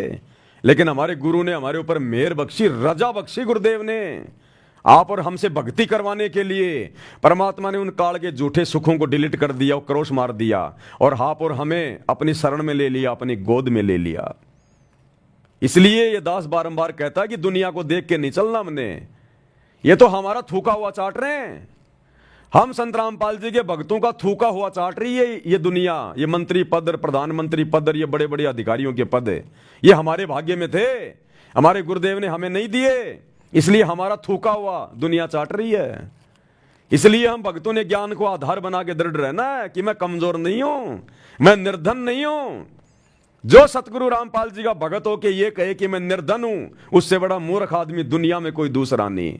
अरे कबीरा सब जग निर्धना, धनवंता ना कोई, और धनवंता सो जानिए जिसके पास राम नाम धन होए। इस दुनिया की सबसे सुंदर औरतें हमारी माता बहनें हैं। ये होनी थी दुनिया की सबसे सुंदर औरतें, क्योंकि हमारे पास में भक्ति धन है, और भक्ति धन से ही इस प्राणी को उच्च पोस्ट मिलती है, सुंदर शरीर मिलता है, गोरी गोरी काया मिलती है, सुंदर सुंदर उसको चेहरा मिलता है। लेकिन भगवान ने काट दिया हमारा मोक्ष करवाने के लिए, हमसे भक्ति करवाने के लिए, कि अगर मैं इस आत्मा को सुंदर शरीर दे दूंगा, 6 फुट का शरीर दे दूंगा, ये दिन में 10 बार शीशे में मुंह देखेगा, भक्ति क्या खाक करेगा? फिर ये अहंकार आएगा ही आएगा, मान बढ़ाई आएगी आएगी, सुंदरता की, अच्छे हट्टे कट्टे शरीर की आएगी आएगी, अहंकार मान बढ़ाई ये रह नहीं सकता आदमी, क्योंकि 5 विकार हमारे अंदर हैं। तो गुरुदेव ने हमारी उन माता बहनों को उतना सुंदर शरीर नहीं दिया, उन भगत भाई बहनों को उतना सुंदर शरीर नहीं दिया जो उनके भाग्य में था। तो जानबूझ के परमात्मा ने हमारी माता बहनों को और हम भगत भाई बहनों को वो सुंदर शरीर, सुंदर चेहरा नहीं दिया। घर में हमारे वो इतना पैसा नहीं दिया हमसे भक्ति करवाने के लिए। तो ये जितनी जितनी सुंदर माता बहनें, बड़ी बड़ी ये बॉलीवुड की हीरोइन बन के घूम रही हैं, बड़े बड़े राजघरानों की बहु बेटियां बन के घूम रही है, ये हमारी माता बहनों के द्वारा थूका गया चाट रही हैं। ये हम भक्तों के भाग्य में था, ये सुंदरता, ये सुंदर चेहरा, हट्टा कट्टा शरीर, ये हम भक्तों का थूका हुआ चाट रही है दुनिया। इसलिए हमने किसी के रूप रंग को देखकर, किसी के धन कार कोठी को देखकर, किसी के मंत्री पद को देखकर हमने अपने अंदर निराशा नहीं लेके आनी कि मैं गरीब हूं, मैं सुंदर नहीं हूं, मैं काला हूं, मैं कलूटा हूं। हम तो सबसे सुंदर थे, लेकिन भगवान ने जानबूझ के बनाया हमें भक्ति करवाने के लिए। इसलिए परमात्मा कहते हैं दुनिया को देख के नहीं चलना, ना दुनिया की धन संपत्ता, कार कोठी, पैसे, रंग रूप, कुछ नहीं देखना। ये हमारा थूका हुआ चाट रहे हैं। हमने भक्ति करके सतलोक जाना है, और अब सतलोक जाके हम वो चेहरा प्राप्त करेंगे, वो सुंदर चेहरा। अगर ब्रह्मा विष्णु महेश भी उस चेहरे को देख ले, जो चेहरा आप और हमारा सतलोक में है, जो हमें मिलेगा, ये पागल होके गिर जाए, पागल होके। इतनी सुंदरता, इतना नूर है, 16 सूर्य जितना नूर। ये भी पागल हो जाएं देख के, हमें वो शरीर मिलेगा। अब अगर भगवान हमें यही दे देते तो सतलोक में नहीं जा पाते, फिर हमारे गधे कुत्ते के मुंह लगते फिर अगले जन्म में। तो ये गुरु की हमारे ऊपर विशेष रहम, विशेष मेहरबानी, इसलिए हमने गुरुदेव के चरण धो धो के पीने चाहिए, अपने सतगुरु रामपाल जी भगवान के कि परमात्मा रजा बख्शी, आपने मुझे दुनिया का सबसे धनी बना दिया। ये भक्ति धन, इसकी कदर होगी। इस भक्ति धन से आगे का जीवन निर्धारित होता है, आगे के जन्म निर्धारित होते हैं। इस भक्ति धन से हमें मोक्ष मिलेगा, सदा सदा का अमृतत्व प्राप्त होगा, सुंदर शरीर मिलेगा, सारे ठाठ बाट मिलेंगे। तो सबसे बड़ा धनी कौन? ये दुनिया का धन तो यही रह जाएगा। आज कोई अरबपति है, खरबपति है, अरे ये सोने चांदी के सिक्के, ये कागज के नोट तो यही रह जाएंगे, उसका शरीर भी 2 मुट्ठी राख बन जाएगा, और आप और हमारा भक्ति धन जाएगा साथ में। ये भक्ति धन जो आज हम जोड़ रहे हैं भक्ति करके, ये हमारे साथ जाएगा। और परमात्मा कह रहे हैं सह शरीर लेके जाऊंगा अपने भक्तों को, सह शरीर। जिनकी भक्ति अच्छी हो जाएगी, परमात्मा उनको यहां मरने नहीं देगा, आग में नहीं जलने देगा, सह शरीर ले जाएगा। जैसे मीराबाई के चाचा ससुर भवन को, जो कि राणा का महामंत्री था, उस भवन को और उसके घोड़े को और उसके गुलाम को परमात्मा सह शरीर विष्णु लोक में ले गए। अरे सुखदेव ऋषि सह शरीर ऊपर चला जाता था। अरे हम उसके बच्चे हैं जो सह शरीर आता है, सह शरीर जाता है। तो जब हम उसके जैसे बन जाएंगे, कीट न जाने भृंग को सतगुरु कर ले आप समान, वो अपने जैसा है तो हमारे को बनाने आया है। जब हम उसके जैसे बन जाएंगे भक्ति करके, जीव से पीव श्रेणी में आएंगे, परमात्मा सह शरीर भी लेके जाएगा। उनका वचन है, सत्संग में बोल रखा है कि बच्चों सतलोक जाओगे, सह शरीर जाओगे, तो सह शरीर भी लेके जाएगा परमात्मा अपनी आत्माओं को, आप देख लेना। तो हम फिर क्या देखें हम इस दुनिया को, क्या देखें हम इस दुनिया को? एक गाना था पहले, अब ध्यान में नहीं आ रहा, कि दुनिया के वो अपनी प्रेमिका से कहता कि देख के तेरे रंग को, रूप के नजारे को, अब बाकी नजारे में क्या देखूं। यानी मैं दुनिया के नजारे क्या देखूं, तू इतनी सुंदर है, इतनी प्यारी है, तू मेरे दिल में बस गई, समा गई, अब मैं दुनिया की तरफ क्या देखूं, बाकी नजारे में क्या देखूं। तो भैया इसी प्रकार हमें सुंदर परमात्मा मिल गया, समर्थ सतगुरु मिल गया, भक्ति धन मिल गया, भक्ति विधि मिल गई, सतलोक जाने का रास्ता मिल गया। अब ये गंदी दुनिया के गंदे नजारे, राजपाट, ये हम क्या देखेंगे? हम इंद्रदा राज कागदा विष्टा ना भोगा इंद्राणी नु। तो फिर यहां के राजपाट क्या है? फिर कव्य की बीट से भी गिरे हुए। इसलिए हमने हर प्रकार से अपनी आस्था को हटा के, दुनियादारी से अपनी मोह ममता को हटा के, लोग खा रहे हैं, पी रहे हैं, मंत्री प्रधानमंत्री राजा बन रहे हैं, कार कोठियां खरीद रहे हैं, वो अपने भाग्य का खरीद रहे हैं। उन्होंने किसी जन्म में इसी सतगुरु की भक्ति की थी, लेकिन वो गधे रह गए, पार नहीं हो पाए। आज अपना भक्ति धन वो बर्बाद कर रहे हैं। तो ऐसे ऐसे जन्म आप और हम ना जाने कितने भोग चुके हैं, कितने जन्म हमने बर्बाद कर लिए। इसलिए भगवान ने आप और हमारे ऊपर ये दया बख्शी है। इतना ज्ञान इसलिए तो देता भगवान आके कलयुग की पिछली पीढ़ी में, हमारी आत्मा को ऊपर उठाने के लिए, जगाने के लिए, कि मत देखो दुनिया को। इसलिए तो गुरु जी कहते हैं यो गुरु ज्ञान विज्ञान वाणी, और जीवित ही जग में मरो, कि जीवित मर जाओ। मरा हुआ आदमी दुनिया देख के नहीं जीता। चाहे दुनिया कितनी ऐसो आराम कर रही है, कोई गाड़ी निकाल रहा है, कोई कुछ भी कह रहा है, कोई इज्जत कर रहा है, बेइज्जती कर रहा है, मरा हुआ आदमी कुछ नहीं करता, नो रिएक्शन। तो हमने कोई रिएक्शन नहीं देना इस दुनिया को। आपका पड़ोसी चाहे बहुत बड़ा कोई अधिकारी बन गया, उसका बेटा, आपने ये सोचकर अपने बेटे को डांटना नहीं है, फटकारना नहीं है कि नालायक देख वो तेरे साथ था, वो तेरा साथी, देख आज वो अधिकारी बन गया और तू यहीं पड़ा हुआ है। नहीं, तेरे बेटे को जो पद मिल गया, भक्ति पद मिल गया, उसके बराबर तो ब्रह्मा विष्णु महेश का पद नहीं है। तो हमने अपने मन में कोई हीन भावना नहीं लेके आनी, कोई निराशा पैदा नहीं करनी। हमसे बड़ा सेठ इस धरती पे कोई नहीं, और हमारे बाप से बड़ा जगत सेठ कोई धरती पे नहीं। फिर हम किस बात की चिंता करें? कौन है फिर हमारे आगे? तो विचार करना भाई और बहनों आप इन सब बातों का। ये ज्ञान आधार की भक्ति है। हमने दुनिया की तरफ नहीं देखना बिल्कुल भी। दुनिया जो भी कुछ कर रही है, सतगुरु की शरण में आए बिना। ये तो गधा बनने की तैयारी कर रही है, गधा बनने की तैयारी, गधा बनने की तैयारी। आपको कोई आदमी ये कहे कि लो जी रसगुल्ले खाओ, और आपने हाथ में पकड़ लिया हाँ रसगुल्ले हैं तो खाने की चीजें, और जैसे आप खाने लगे उठा के, वो बोलो रुको रुको रुको, एक शर्त है। क्या? एक रसगुल्ला खाने के बाद में 20 डंडे भी खाने पड़ेंगे, ये नियम है। एक रसगुल्ला खाने के बाद में 20 जो है वो डंडे खाने पड़ेंगे जोर जोर से। आप खाओगे वो रसगुल्ला? अरे कौन होगा गधा जो वो रसगुल्ला खाएगा कि एक रसगुल्ला खाने के बाद में 20 जो है मतलब डंडे खाने पड़ेंगे? वो बोलेगा भैया ले जा तेरे रसगुल्ले। तो इस काल के जो झूठे सुख है ना, ये राजपाट वगैरह, धन दौलत वगैरह, ये तो मीठे रसगुल्ले हैं झूठे। आज तो खा लो, आज तो खा लो ये काल के ये रसगुल्ले, और कल को शरीर छूटने के बाद फिर लठ भी तो पड़ेंगे फिर कुम्हार के। 84 लाख योनियों में डालेगा, बैल बना के ऊंट बना के खेत में जुतवाएगा, फिर ये पीछे से हाड़ी मारेगा लठ, नाक में डालेगा रस्सा।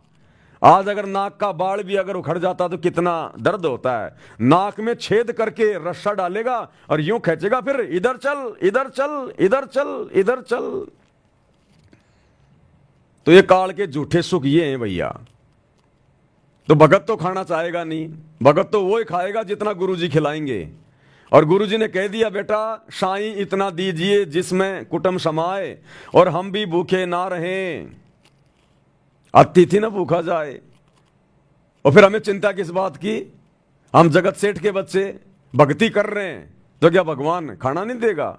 अरे जिस भगवान ने बिना हमसे पूछे, जिस सतगुरु रामपाल जी भगवान ने बिना हमसे पूछे, और हम तो जानते भी नहीं थे क्या मोक्ष है, क्या सतलोक है, क्या भक्ति है, क्या शास्त्र हैं, वेदों में क्या लिखा, कुछ जानते थे क्या? कुछ नहीं जानते थे। भगवान ने आके बताया, जनाया। तो जिस भगवान ने हमसे बिना पूछे हमारे को करने के लिए भजन दे दिया, भजन, तो क्या वो भगवान फिर हमारे को भोजन नहीं देगा? अरे जो भजन दे सकता है क्या भोजन नहीं देगा क्या? तो भगत ने भोजन की चिंता तो होनी नहीं चाहिए। जिसको भजन मिल गया फिर भोजन की चिंता नहीं होनी चाहिए। फिर तो भगवान कहते हैं चिंता तो एक ही होनी चाहिए, चिंता तो हरि नाम की और न चिंता दास। और जो कोई चिंता नाम बिना यानी भजन बिना सोए काल की फांस।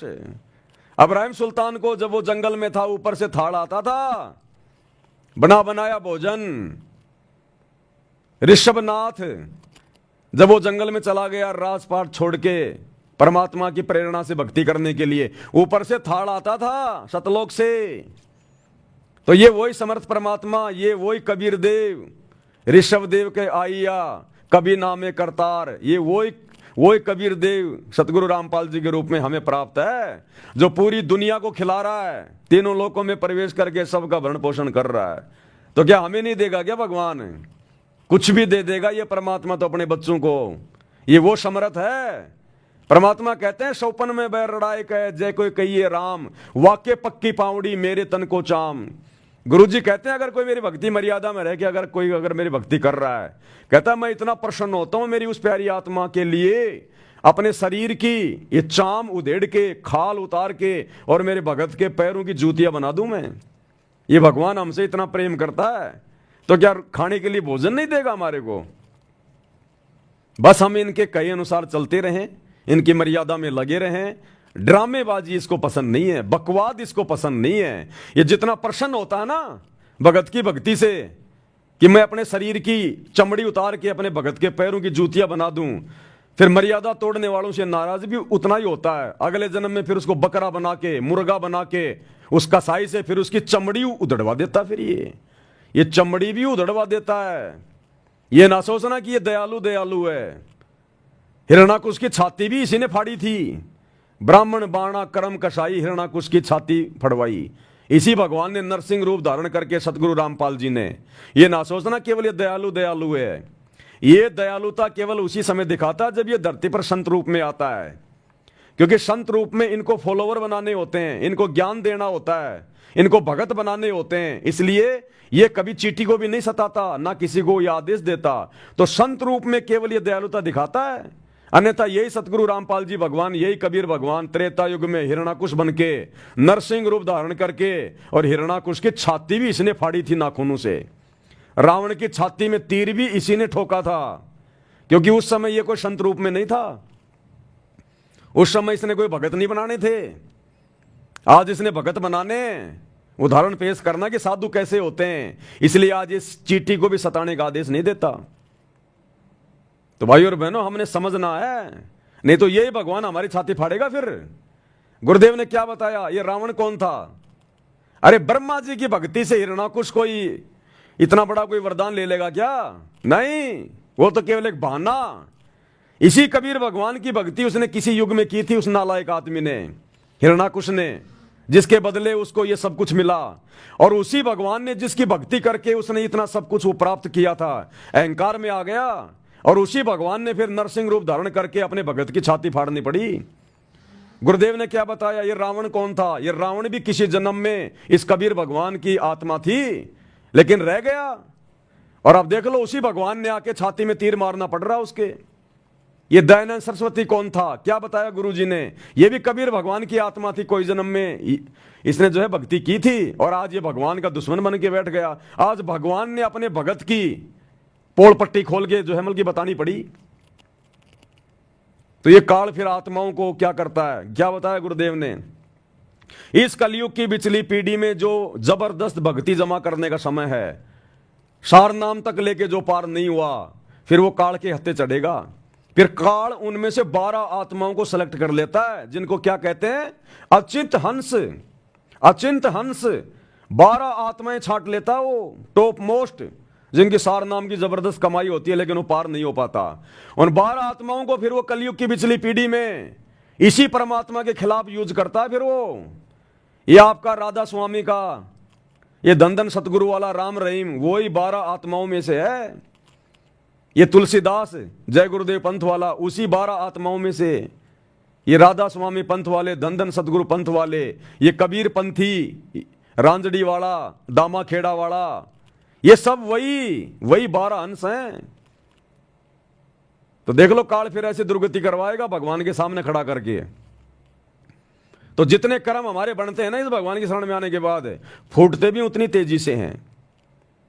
इसलिए भगवान जितना दयालु है ना अपनी नेक आत्माओं के लिए, मर्यादित आत्माओं के लिए, और जब आत्मा मर्यादा तोड़ के भक्ति करती है, ड्रामा करती है, और जब अपने गुरु को नाराज कर देती है, ये दुखी भी उतना ही होता है, ये फिर चमड़ी उधेड़ भी देता है ये।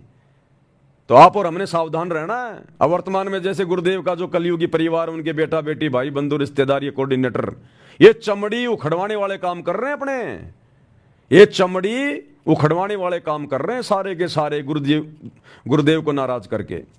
तो आप और हमने शिक्षा लेनी है भाई और बहनों, शिक्षा। ये समय बारंबार नहीं मिलेगा। आप और हमें भी असल में अभी तक वो पूरी तरह से अंदर से, मतलब पूरी तरह से अभी हमें अंदर से वो ज्ञान नहीं है। हमें ये तो पता चल गया, इतना तो हमने मान लिया कि हमारे गुरुजी स्वयं कबीर भगवान हैं, सतलोक से आए हैं, और हमने इनके अलावा किसी और को मानने से भी हमने इनकार कर दिया। तभी तो हमने वो नकली कबीर की दाढ़ी मूंछ वाली फोटो फाड़ फाड़ के फेंक दी। हम इन फर्जी आश्रम में नहीं जाते अपने गुरुजी की गैर हाजिरी में। हमने गुरु को ही परमात्मा मान लिया, घर को आश्रम बना लिया, भोग लगा रहे हैं, इतना तो हमने मान लिया। इतना भी बहुत कुछ है हमारे लिए, बहुत कुछ है, क्योंकि इतना अपने गुरु को सतयुग से लेकर वर्तमान तक किसी ने नहीं माना, किसी ने भी पहली बार माना है, क्योंकि ये कलयुग की पिछली पीढ़ी है। लेकिन परमात्मा हमें अच्छे से महसूस नहीं होने दे रहे। गुरुजी तो खुश हैं, खूब खुश हैं आप और हमारे से, हमारी भक्ति की जो क्रिया है उनसे बहुत खुश हैं, जो हमने गुरु को भगवान मान लिया, ज्ञान को आधार बना लिया। और दूसरे भाई बहनों के कुकर्मों पर हम लोग वीडियो बना बना के उनको समझा रहे हैं।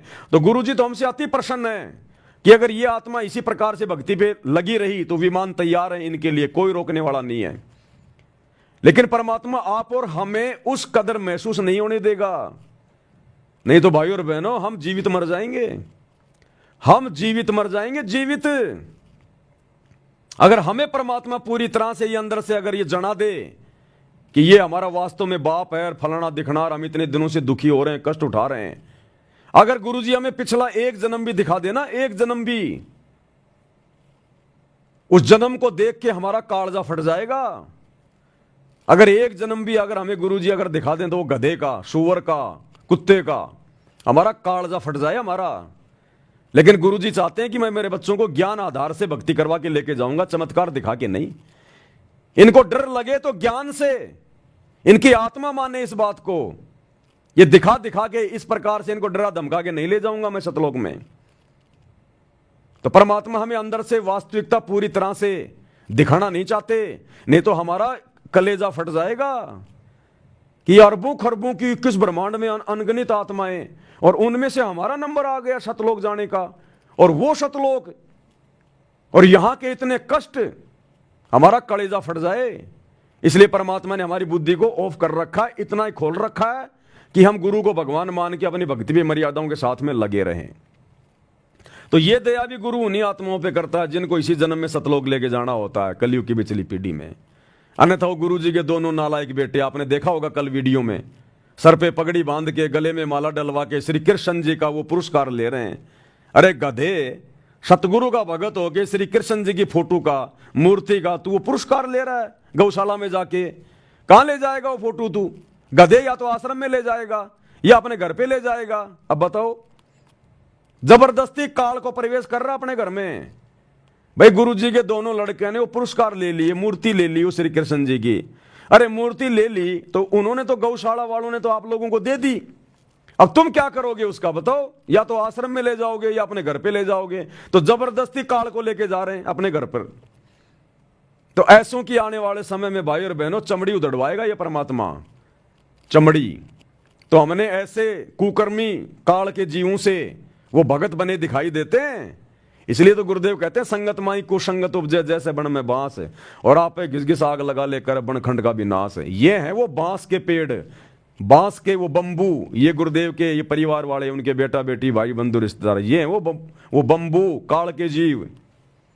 तो हमने इनके कुकर्मों से भी शिक्षा लेनी है और अपने गुरुदेव की सत्संगों वाली शिक्षा को आधार बना के हमने आगे बढ़ना है, गलतियां करने से बचना है।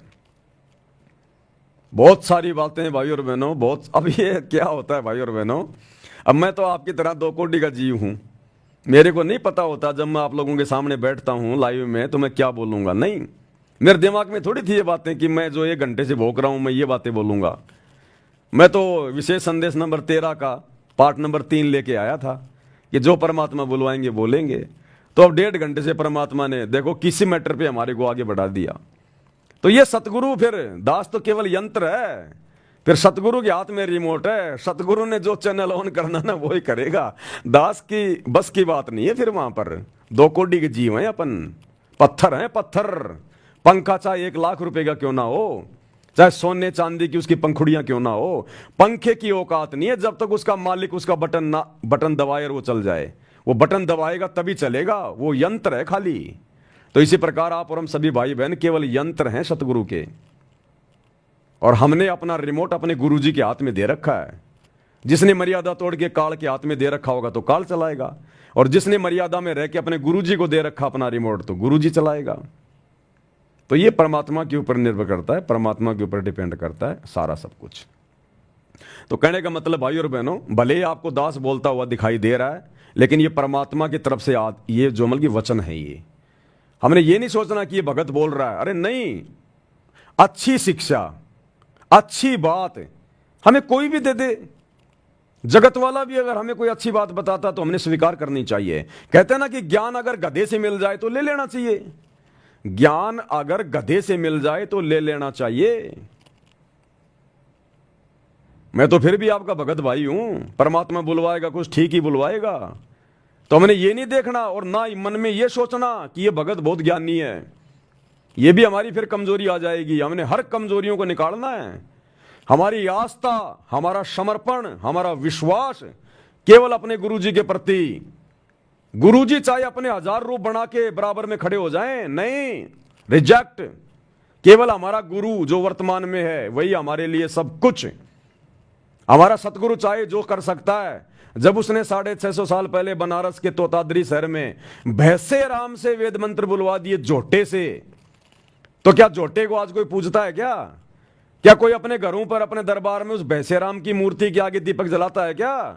कि इस भैंसे राम ने 650 साल पहले वेदों के मंत्र बोले थे, हिंदी का अनुवाद भी किया था।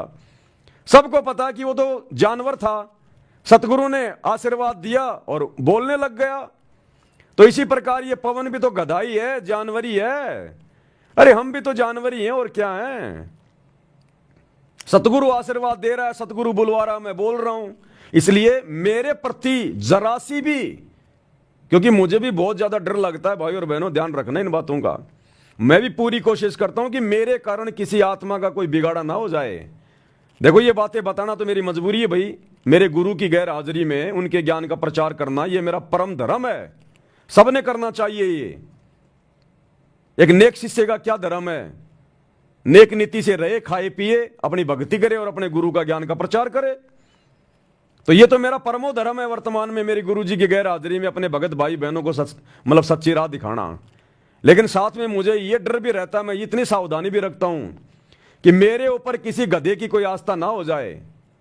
कहीं अपने ज्ञान की कमजोरी के कारण मेरे ऊपर थोड़ी बहुत कोई आस्था ना बना ले, कहीं उसका भक्ति धन ना हो जाए बर्बाद। इसलिए दास आपको हर प्रकार से बीच बीच में टोकता रहता है, बोलता रहता है। ये मान बढ़ाई की भूख का मार्ग नहीं है। इस सच्चे मार्ग में, इस सच्चे परमात्मा के सच्चे मार्ग में आकर अगर कोई इज्जत चाहेगा, अगले जन्म में गधा बनेगा, कुम्हार से पिटेगा। इसलिए दास बारंबार हाथ जोड़ के विनती करता है, भैया मैं तो भगत हूं और भगत ही रहूंगा। मन में भी नहीं आएगी कभी मेरे कि मैं कोई बन जाऊं थोड़ा मोड़ा कोई। ये तो भगत भाई बहन ही अपने विचार लगा लेते हैं कि आने वाले समय में भाई गुरुजी जो है इस पवन दास को अपना उत्तराधिकारी बनाएंगे, फलाना करेंगे, दिखना करेंगे। इस दास के तो शौपन में भी नहीं है ये बातें। वो मेरे सतगुरु की मौज, वो क्या करेगा क्या नहीं करेगा। लेकिन दास नहीं सोचता ये बातें। मुझे तो पीछा छुटवाना, यहां से पीछा। अरे आज आप भगत भाई बहनों को समझाने के चक्कर में, अपने ही भगत भाई बहनों के चंगुल से बाहर निकालने के लिए जो इन आश्रमों में जाते हैं, काल के दूत बने हुए हैं, इस दास को कितना क्या कुछ करना पड़ रहा है सतगुरु रामपाल जी भगवान के आशीर्वाद से। भक्ति भी ढंग से नहीं हो पा रही। 2-2 बार लाइव आना, वीडियो बनाना, इनको एडिट करना, आप तक भेजना, भाई बहनों से बात करना। तो सोचो कल को अगर गुरुजी ने मुझे छोटा मोटा कोई मंत्री संतरी बना दिया तो भक्ति क्या खाक करूंगा मैं? अरे तुम मुट्ठी भर भगत नहीं संभलने में आ रहे, वो पूरी दुनिया कहां से संभलने में आएगी? तो भगत ने तो सोचना भी नहीं चाहिए ये बात है कि गुरुजी मेरे को अधिकारी बना दें, मेरे को वहां का मुख्यमंत्री बना दें, वहां का राजा बना दें। शौपन में भी नहीं। उल्टा अगर गुरुजी आपको अगर बनाना चाहें तो आंखों में आंसू आ जाने चाहिए कि गुरुजी ये क्या कर दिया आपने। ये मालिक है दीनदयाल, आप अंतर्यामी हैं, आप मेरी अंदर की भावनाओं से भली बाती जानी जान है आप। ये परमात्मा, मैंने तो ये गोबर कभी खाने की सोची भी नहीं थी। मालिक अगर आपका आदेश है तो आपका कुत्ता गोबर क्या, परमात्मा जमल की मिट्टी भी खाएगा। लेकिन परमात्मा मेरी कोई अंदर से कोई इच्छा नहीं है, भगवान मेरी भक्ति पूरी करवाओ। तो भगत के तो ये भाव होने चाहिए। उत्तराधिकारी गया बाढ़ में, ये परमात्मा अपने आप देखेगा अपने मार्ग को। ये 650 साल पहले भगवान आया था, आज 600 साल से इसका मार्ग यूं का यूं चल रहा है। कबीर पंथ कोई उत्तराधिकारी बना के गया था क्या? 5वें पंथ में आके काल ने उसको भी भ्रमित कर दिया था, चूड़ामणि को भी। तो भगवान का पंथ उसकी वचन शक्ति से चलता है, उसकी पावर से चलता है। ये सूरज चांद सितारे, ये दुनिया भर के ये उपग्रह जो अपनी अपनी दूरी में घूम रहे हैं, भगवान ने को डंडा दे के उनके पीछे कोई आदमी खड़ा कर रखा है क्या? उसकी वचन शक्ति से हो रहा सारा काम। एक वचन से उसने पूरी ब्रह्मांडों को बना दिया और एक वचन से सब कुछ चल रहा है। तो भगवान को जरूरत नहीं है कोई ठेकेदार बनाने की, और ना हमने ठेकेदार बनना, ना हमने सोचना आत्म कल्याण करवाना। ध्यान रखना, यही तो लोभ लालच मिलेंगे आपको। दुनिया देगी, दुनिया नहीं देगी तो सतगुरु देगा लोभ लालच आपको। सतगुरु देगा लोभ लालच आपको। तो चाहे सतगुरु दे चाहे दुनिया दे, हमने तो हाथ जोड़ लेने कि मुक्ति चाहिए, मोक्ष चाहिए। इसलिए तो परमात्मा कहते हैं सतगुरु के दरबार में और ग्राहक कोटि अनंत, यानी बहुत सारी आत्माएं आती हैं, नाम दीक्षा लेती हैं। ग्राहक यानी भगत। सतगुरु के दरबार में, साहिब के दरबार में ग्राहक कोटि अनंत। और 4 चीज वो चाहते, रिद्धि सिद्धि मान और महंत। धन दौलत, रिद्धि सिद्धि यानी प्रसिद्धि, बड़ा पद, रिद्धि सिद्धि मान यानी मान बढ़ाई, और मेहनत यानी मेहनताई, संताई। तो 99% लोग ये चार चीजें मांगने के लिए आते हैं, भक्ति करते हैं कि सतगुरु के दरबार में ग्राहक कोटि अनंत, पर चार चीज वो चाहते हैं, रिद्धि सिद्धि मान मेहनत। ये हमारे कोऑर्डिनेटर भाई बहन, ये गुरु जी का परिवार है, यही सोच के तो भक्ति कर रहा था। और परमात्मा तो दाता है, जो मांगोगे वही देगा। आज देख लो, आज गुरु जी ने अपने परिवार को मान बढ़ाई दे दी, सर पे बांध के पगड़ी, गले में माला, हाथ में श्री कृष्ण जी की मूर्ति। अब देख लो, इनको जो चाहिए था वो दे दिया भगवान ने। ये तो दाता है। ये भक्ति जो मन में धारणा रख के आप करोगे, भगवान वही देगा आपको, लेकिन गधा भी बना देगा फिर अगले जन्म में। और आप और हमारे को भक्ति चाहिए थी, आप और हमारे को भगवान ने साथ संगति से जोड़ दिया। तो कहते हैं सतगुरु के दरबार में ग्राहक कोटि अनंत, चार चीज ये चाहते, रिद्धि सिद्धि मान मेहनत है। और फिर भगवान कहते हैं सतगुरु के दरबार में ऐसा कोई एक का मतलब कोई कोई होंगे, बहुत कम। सतगुरु के दरबार में ऐसा कोई एक, इन चारों को ठोकर मार के जो चाहे पुरुष अलेख, जो केवल परमात्मा को ही चाहेगा, अपनी मुक्ति चाहेगा और कुछ नहीं चाहेगा। तो हमने तो दूसरी वाणी की कैटेगरी में आना है भगत भाई बहनों ने, सत्सेवकों ने। हमने रिद्धि सिद्धि मान मेहनताई को ठोकर मार देनी है। हमने केवल अपने सतगुरु को प्राप्त करना है, सतलोक प्राप्त करना है। उसके लिए जो कुर्बानी देनी पड़ेगी हम देंगे, जो कुर्बानी देनी पड़ेगी वो हम देंगे। तो हमने बहुत सोच समझ के, विशेष हिदायतों में रह के, अरे भगवान धरती पे आया आप और हमारे लिए, भगवान। सोचो भाई और बहनों, हम कितनी इंपॉर्टेंट आत्माएं हैं, हम कितने वीआईपी हैं। आज आपके क्षेत्र का एमएलए आपके घर पे आके आपके आगे हाथ नहीं जोड़ेगा, और ये सतलोक का राजा नीचे उतर के सत्संग करके हमारे आगे हाथ जोड़ रहा कि बच्चों संभल जाओ, सुधर जाओ, भक्ति कर लो। तो सोचो हम कौन हैं। सतलोक का राजा हमारा बाप, वो शहंशाह जगत सेठ, आप और हमारे लिए, हम आत्माओं के लिए सतलोक से चल के आ गया। तो हम कौन हैं। यहां के राजा महाराजा तो हमारे नाखून के बराबर भी नहीं है। ये वर्तमान में खाते पीते घूमते दिखाई दे रहे हैं, अगला जन्म इनका गधे का है। तो इस संसार की सर्वश्रेष्ठ आत्माएं हैं, भले हम चाहे गरीब है, निर्धन है, काले कलूटे, लूले लंगड़े, ठिगणे, कैसे भी है। ये हमारा सौभाग्य। परमात्मा ने जिस भगत को जिस सांचे में डाला हुआ है, जिस घर में, जिस माहौल में, जिस परिस्थिति में उसको डाला हुआ है, वो परमात्मा ने उसको अपनी तरफ से बिल्कुल परफेक्ट बना के डाला हुआ है। तो जब भगवान ने हमारे को परफेक्ट बना के भेज दिया, चाहे काड़ा, चाहे लूला, चाहे लंगड़ा, चाहे गरीब, चाहे अमीर, तो हमने उस भगवान के द्वारा बनाए गए इस व्यवस्था में कोई दोष नहीं देखना।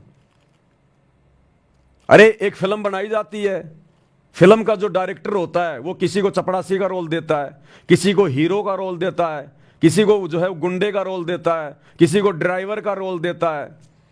और वो ड्राइवर सोचे मैं तो हीरो बनना चाहूंगा, मैं तो हीरो बनूंगा। वो चपड़ासी सोचे मैं तो हीरो बनूंगा। अरे सारे हीरो बनोगे तो फिल्म कैसे बनेगी। तो इसी प्रकार परमात्मा ने जिन जिन भक्तों को जो सेवा दे दी, जो जो रोल दे दिया, उसमें संतुष्ट रह के कि मेरे लिए यही उत्तम है। देखो जाना हमने सतलोक में, वो हीरो भी सतलोक में जाएगा, वो चपड़ासी भी सतलोक में जाएगा, वो गरीब भगत भी सतलोक में जाएगा, वो काड़ा कलूटा भी भक्ति करके सतलोक ही जाएगा। अरे और सतलोक में जाके सबने एक जैसा सारी व्यवस्था, सबको एक जैसी सुविधा। तो बताओ फिर हमारे मन में कोई दोष आना नहीं चाहिए कि मैं गरीब हूं, मैं अमीर हूं, मैं लूला हूं, मैं लंगड़ा हूं, मैं काणा हूं, मैं गरीब हूं, मैं निर्धन हूं। जब सबने सतलोक जाना, एक जैसा शरीर प्राप्त करना, वहां जाके एक जैसी वहां पर सुंदरता, वहां कोई मन में दोष आता ही नहीं, ना वहां कोई निर्धन है। तो जब एक जैसी चीजें हमें जाने के बाद में मिलेंगी, सतलोक मिलेगा, मोक्ष मिलेगा, फिर यहां हम क्यों अपने मन को जो है मतलब कि उसमें लेके आए कि मैं ऐसा क्यों, मैं ऐसा क्यों। हमें तो खुश होना चाहिए कि अच्छा किया भगवान ने मुझे गरीब बना दिया, अच्छा हुआ भगवान ने मुझे लूला लंगड़ा बना दिया, नहीं तो पता नहीं मैं क्या बकवाद कर बैठता। अच्छा हुआ भगवान ने मुझे काला कलूटा बना दिया, नहीं तो मैं कितने लड़कियों के मैं जो अमल के कर्म बिगाड़ता। मुझे देख देख के लोग पता नहीं अपने मन में क्या क्या अमल के दोष पैदा करते, कितनी सुंदर है, वाह गजब। कितने लोग मेरी सुंदरता को देख के अपने वो कर्म फोड़ते। ये तो अच्छा हुआ भगवान ने मुझे काला कलूटा बना दिया, अच्छा हुआ भगवान ने मेरे को गरीब बना दिया। नहीं तो ये माया पता नहीं मेरे कहां कहां ये मेरे वो कर्म फोड़ती। तो ये तो भगत ने खुश होना चाहिए कि मेरे परमात्मा ने भक्ति करवाने के मेरे को जानबूझ के इस व्यवस्था में रखा है। तो ये सतगुरु की व्यवस्था है। सतगुरु की शरण में आने के बाद भगत के साथ में जो भी होगा वो सतगुरु करेगा। ये सतगुरु तो एक सेकंड में मिट्टी को सोना बना दे। अरे गोरखनाथ जैसे 2 कोड़ी के जीव थोड़ी मोड़ी वो रिद्धि सिद्धि लेके और एक छोटे से पहाड़ को पूरा सोना बना दिया था उसने। हमारा सतगुरु अपने काले भगत को गोरा नहीं बना दे, 5 फुट के भगत को जो है मतलब 80 फुट का नहीं बना दे, ये तो लाख फुट का बना दे। लेकिन फिर हम भक्ति नहीं कर पाएंगे। क्या अपने गरीब भगत को सतगुरु अमीर नहीं बना दे? क्या इसने बनाए नहीं? इसने आज से पहले 7-7 पीढ़ी का राज दे रखा है। गरीब को निर्धन बना रखा है। सम्मन जैसों को, तैमूर लंग को 7 पीढ़ी का राज दिया। क्या ये परमात्मा पूरी धरती को सोना नहीं बना दे? फिर खाएंगे क्या? अरे पूरी धरती को भगवान अगर सोना बना दे, जब परमात्मा ने यह प्रकरण सुनाया कि पुण्यात्मा तुम इन छोटे मोटे साधु संतों को देख के डगमग मत होना। उस गोरखनाथ ने 2 कोड़ी के जीव ने थोड़ी मोड़ी और रिद्धि सिद्धि थी उसके पास में, इसी भगवान की भक्ति करके ली हुई थी और एक छोटे से पहाड़ को सोने का बना दिया अपनी शक्ति से। तो गुरुदेव ने बताया कि बच्चों तुम्हें तो वो परमात्मा प्राप्त है जो अनंत सिद्धियों का स्वामी है। गरीब सब पदवी के मूल हैं, सकल सिद्धि हैं तीर, और दास गरीब सतपुरुष बजो अविगत कला कबीर। तुम्हारा गुरु पहाड़ तो छोड़ो, पूरी पृथ्वी को सोना बना दे।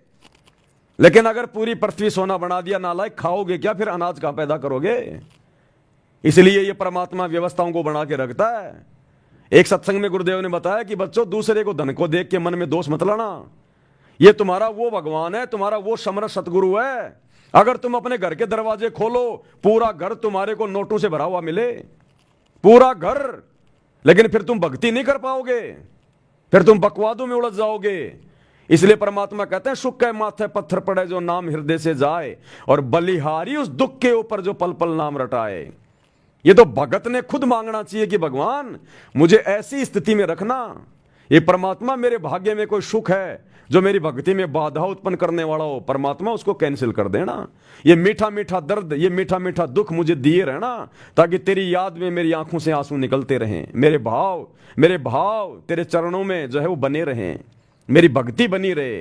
क्योंकि भाव और श्रद्धा के बिना भक्ति का कोई मोल नहीं है। अगर आंखों से आंसू नहीं निकले सतगुरु के प्यार में, सतगुरु की सेवा में, तो इस भक्ति का, नाम स्मरण का कोई मोल नहीं है। तो ये तो हमने खुद मांगना चाहिए अपने भगवान से। हम नहीं मांग पा रहे थे, हमें नहीं पता था, इसलिए भगवान ने जानबूझ के हमें उसी स्थिति में पैदा कर दिया। तो कहने का मतलब है हम जैसे भी हैं, जिस भी परिवार में हैं, चाहे किसी के संतान है या नहीं है, कोई धनी है या नहीं है, कोई सुंदर है या नहीं है, किसी के पास कोई सरकारी नौकरी है या नहीं है, कुछ भी है, कैसा भी है, सतगुरु ने भजन दे दिया, हम दुनिया के सबसे बड़े धनी हैं, सबसे बड़े सेठ हैं। और आवश्यकता पड़ेगी ये परमात्मा वो वस्तु दे देगा जो दुनिया का कोई राजा नहीं दे सकता। यहां पर ये परमात्मा वो चीज दे देगा हमें, और मोक्ष तो देगा ही देगा।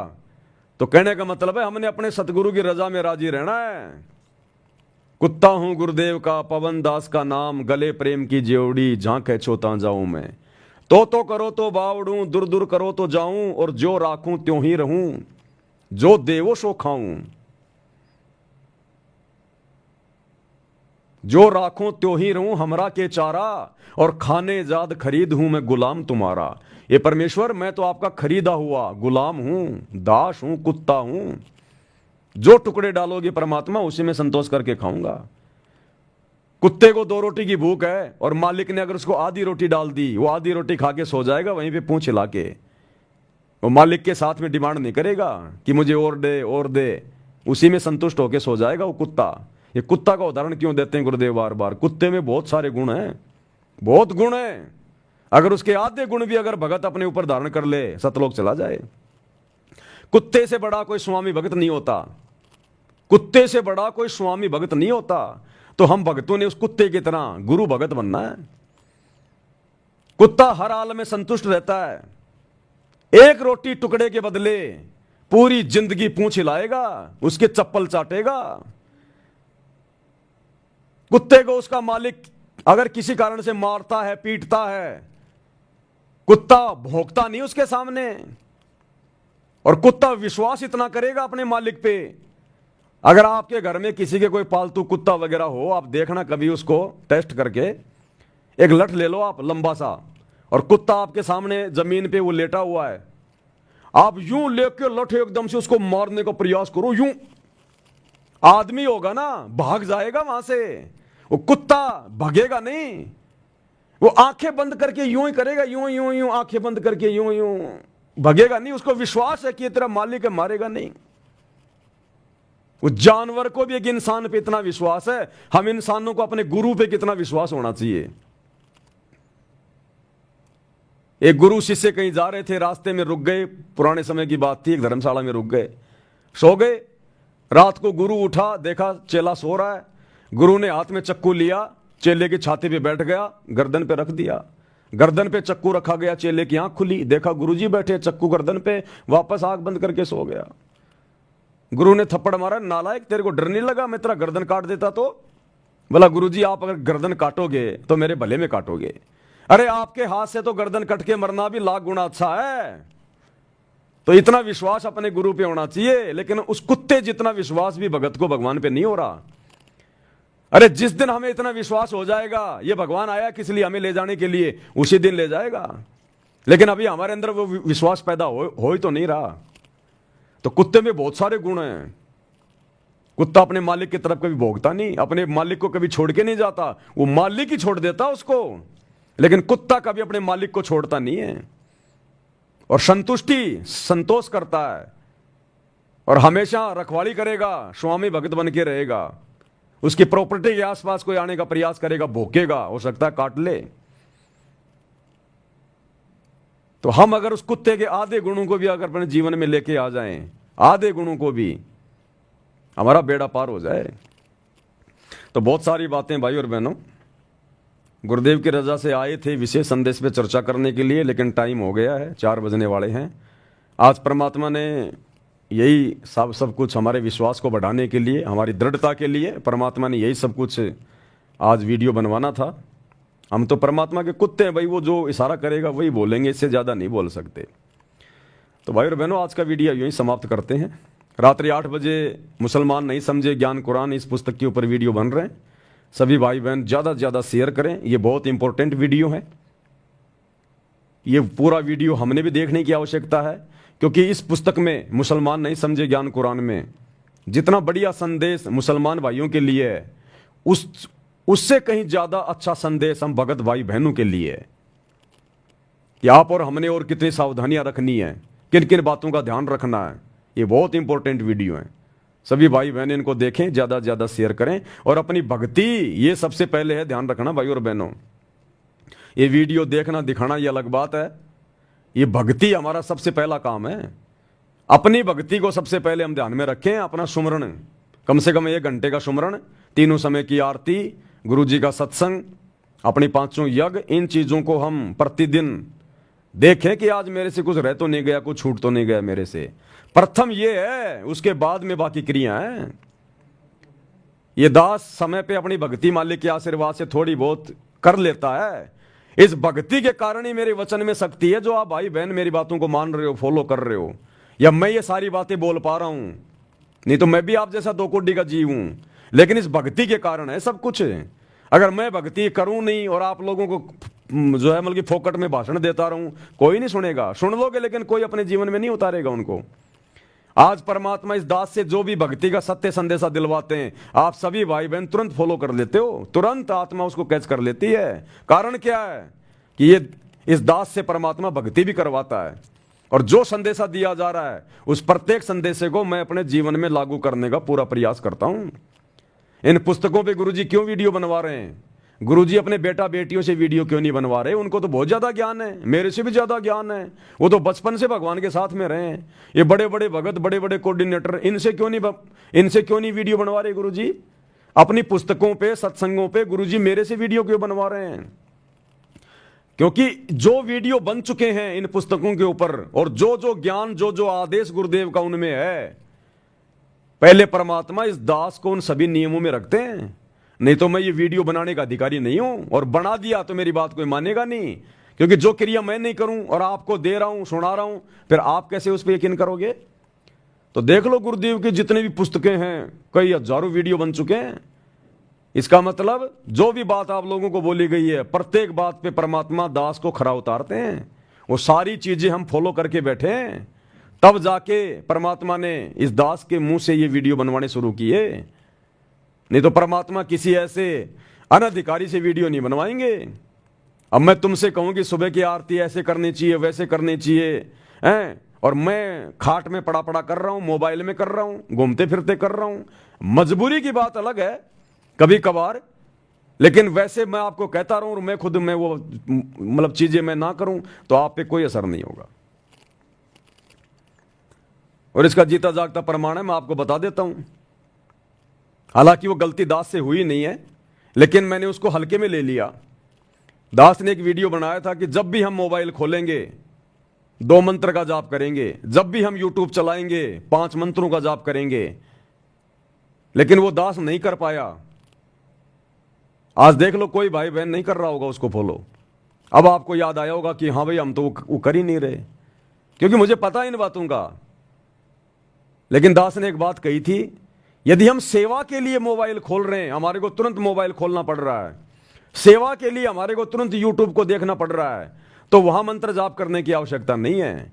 यदि ये मन खाली है और बकवाद के लिए अगर यूट्यूब खोलना चाहता है तो हमने वहां मंत्र जाप करने हैं। तो दास का तो 24 घंटे भाई और बहनों सेवा में रहता है सारा सब कुछ, हम बकवाद के लिए नहीं देखते, इसलिए मैं वो नहीं कर पाता। लेकिन फिर भी देख लो, मेरा मकसद भी सही है, लेकिन फिर भी जो मैंने बोला उसके ऊपर मैं नहीं रुक पाया, जिस कारण से आप भाई बहन भी नहीं रुक पाए। तो ये होता है वचन की शक्ति और वचन की वो बर्बादी, ये होता है। इसलिए परमात्मा ने दास को खड़ा किया कि इन पुस्तकों पे जो वीडियो बन रहे हैं ना, परमात्मा पहले मुझे उनके ऊपर खरा उतार रहा है, तब जाके आप भाई बहन ये विश्वास कर पा रहे हो, इन नियमों को मर्यादाओं को अपने जीवन में लागू कर पा रहे हो परमात्मा के आशीर्वाद से। तो दास केवल एक यंत्र है, आप जैसा ही हूं, 2 कोटि का जीव, पत्थर, जड़ बुद्धि प्राणी हूं। हो सकता आप लोगों से भी नीच प्राणी हूं मैं, नीच। आप ये ना सोचना कि पवन दास वीडियो बना रहा है, परमात्मा इतनी दया कर रहे हैं, बहुत अच्छी आत्मा होगी। अरे ये तो सोचो आप, भक्ति मुझे करनी, भक्ति आपको करनी, सतलोक आपको जाना, सतलोक ही मुझे जाना, और मेरे माध्यम से परमात्मा आपके पास में बैठे बैठे वीडियो पहुंचा रहे हैं, बैठे बैठे जानकारियां पहुंचा रहे हैं। अरे मुझे तो कितनी मेहनत करनी पड़ रही है, कितनी कोशिश करनी पड़ रही है। ये वीडियो बनाने के चक्कर में फिर मेरे को जेल जाना पड़ रहा है, मेरे ऊपर मुकदमे हो रहे हैं, धमकियां आ रही हैं, और आप लोगों को बैठे बैठे सारी चीजें मिल रही हैं। तो मालिक की विशेष आत्मा मैं हूं या फिर आप हो? मोक्ष मैंने प्राप्त करना, आपने भी करना, लेकिन उन चीजों को करने के लिए मुझे कितना वो जो मतलब संघर्ष करना पड़ रहा है, और आप लोगों को वो चीजें बैठे बैठे मोबाइल में मिल रही हैं। आपको खाली शेयर करना है और मुझे 3-3 घंटे जो है मतलब खड़े होकर वीडियो बनाने पड़ रहे हैं, जेल जाना पड़ रहा है, मुकदमे हो रहे हैं। तो मालिक की विशेष आत्मा मैं या फिर आप, जिनको बैठे बैठे परमात्मा हलवा खिला रहा है? पवन दास तो हलवा बना रहा है और आप लोगों को भगवान खिला रहा है। तो विशेष प्यारी आत्मा आप हो परमात्मा की, ना कि पवन दास है। इसलिए इस कुत्ते पवन दास के ऊपर कोई आसक्ति करने की जरूरत नहीं है। अपने कर्म मत फोड़ देना कभी जिंदगी में मेरे को विशेष मान के। हाँ, ये तो मन में आ सकता है कि भाई देखो अच्छी आत्मा है, भगवान ने इसके ऊपर देखो कितनी बड़ी दया करी, इसको सेवा बख्शी है। लेकिन सेवा भगवान उसी को बख्शेगा जिसको सेवा की जरूरत है। अरे डॉक्टर ज्यादा नजदीक उसी मरीज के रहेगा जो ज्यादा बीमार होता है। अब दूसरा मरीज सोचे कि ये डॉक्टर तो 24 घंटे उसी के साथ में रहता है, मेरे से तो प्यार ये करता ही नहीं, मेरे पास तो बार बार आता नहीं। अरे गधे, क्यों बुला रहा है डॉक्टर को बार बार अपने पास में? डॉक्टर तो उसके पास ही ठीक है। तो जो ज्यादा मरीज होता है डॉक्टर वहीं तो जाएगा ज्यादा। तो जो ज्यादा भक्तिहीन होगा गुरु उसी को तो ज्यादा सेवा देगा। तो आप भाई बहन इतने भक्तिहीन नहीं है, आप अच्छी आत्मा भगवान की, इसलिए आपको बना बनाया हलवा खाने को मिल रहा है और दास को मेहनत करनी पड़ रही है। तो सर्वश्रेष्ठ आत्मा आप लोग हैं, ना कि पवन दास। इसलिए हमने किसी भगत पे आस्था नहीं रखनी है, अपने गुरु जी के चरणों में, कि जो भी कुछ करवा रहा मेरा गुरु करवा रहा है। अगर मेरा गुरु अपना आशीर्वाद ना दे, ये पवन दास 2 कोड़ी का गधा है, क्या कर लेगा? ये कुछ नहीं कर सकता। और ये रियलिटी है, हकीकत है ये। तो हर बात में अपने गुरु जी को सरे, अपने गुरु जी को महत्व। तब जाकर गुरु अपने चरणों में जगह देगा। ये परीक्षा हमारी होती है, ये परीक्षा चल रही है हमारी, हर प्रकार से ध्यान रखना, हर प्रकार से। ऐसा नहीं है कि उधर पहले मैनेजमेंट के चक्कर में फंसे हुए थे, कोऑर्डिनेटरों को मान मान रहे थे, गुरुजी के बेटा बेटी को मान मान रहे थे, इधर साथ संगति में आके पवन दास को मान मानने लग जाओ, फिर तो वही बात हो गई, आसमान से गिरे खजूर पे अटके लटके रह जाओगे फिर। हालांकि ऐसी गलती सत्संग को भाई बहन नहीं करेंगे, लेकिन दास का फर्ज है बोलने का, दास का फर्ज है कहीं कोई कचरा हो तो अपने दिमाग से निकाल दे। हम सब जीव हैं, हमारी जीव जाती है, हमारी कोई औकात नहीं है। एक मुंह से एक शब्द भी अगर गुरु का आशीर्वाद नहीं हो नहीं निकाल सकता, कोई निकाल के दिखा देना। वो कहते हैं ना कि उस साहिब के हुक्म बिना नहीं तरवर पाते लंता। एक भाई ने ऐसा आ रहा था यूट्यूब पे, बोला उस साहिब के हुक्म बिना नहीं तरवर पाते लंता, कि उस अल्लाह की मर्जी के बिना पेड़ का पत्ता भी नहीं हिल सकता। यूट्यूब पे दास देख रहा था, एक वीडियो बनाया किसी ने कोई मजाक में, बोला अरे बोला भाई तू कह रहा था ना कि अल्लाह की मर्जी के बिना कोई पत्ता भी नहीं हिल सकता। एक हिंदू भाई था मुसलमान को कह रहा था कि तुम कहते हो ना कि हमारे अल्लाह की मर्जी के बिना पेड़ का पत्ता भी नहीं हिल सकता। तो उस हिंदू भाई ने पेड़ पे चढ़ के जोर से पेड़ को हिला दिया, कई पत्ते नीचे भी गिर गए। बोला देख मैंने हिला दिया। उस नालायक को ये नहीं पता उस पेड़ पे चढ़ना और पेड़ के ऊपर चढ़ के पेड़ को हिलाना उस अल्लाह की मर्जी से हुआ है। ये भी उस खुदा की मर्जी थी, लिखा हुआ था ऐसा ही लिखा हुआ था। ये भी उसकी मर्जी से हुआ है, अन्यथा नहीं हो सकता। तो इसी प्रकार जो भी कुछ करने धरने वाला ये परमात्मा है, जीव केवल बिना ज्ञान के अपने कर्म फोड़ सकता है। तो भाई और बहनों, आप और हमारा सौभाग्य, गुरुदेव ने हमें सद्बुद्धि दी, साथ संगति से जोड़ा, अपने चरणों में बनाए हुए हैं। आप और हमने इस मेहरबानी को इसी प्रकार से बना के रखना, निरंतर आगे बढ़ना है। अब गलतियों की गुंजाइश नहीं है इस भक्ति मार्ग में। अब तो जिन जिन भक्तों ने जो गलतियां की हैं, जो कर दी हैं, अब तो उनके परिणाम भोगने बाकी हैं। अब देखना आने वाले समय में, ये 10 साल से आप और हम भगत भाई बहन जो साथ संगति से जुड़कर जो संघर्ष किया है, जो मर्यादा निभाई है, आप देखना इसका रिजल्ट हमें क्या मिलेगा। और आश्रमों से जुड़कर गुरुदेव के परिवार के पैर चाटकर, कोऑर्डिनेटरों के तलवे चाटकर उस नादान संगत ने जो मर्यादा तोड़ी है, अब देखना उनका क्या बुरा हाल होगा। अब पता चलेगा ये भक्ति है, कोई मजाक नहीं चल रहा था। अब देखना। तो भाई और बहनों, आज के वीडियो में केवल इतना ही। परमात्मा हम सबको आशीर्वाद दें, सद्बुद्धि दें।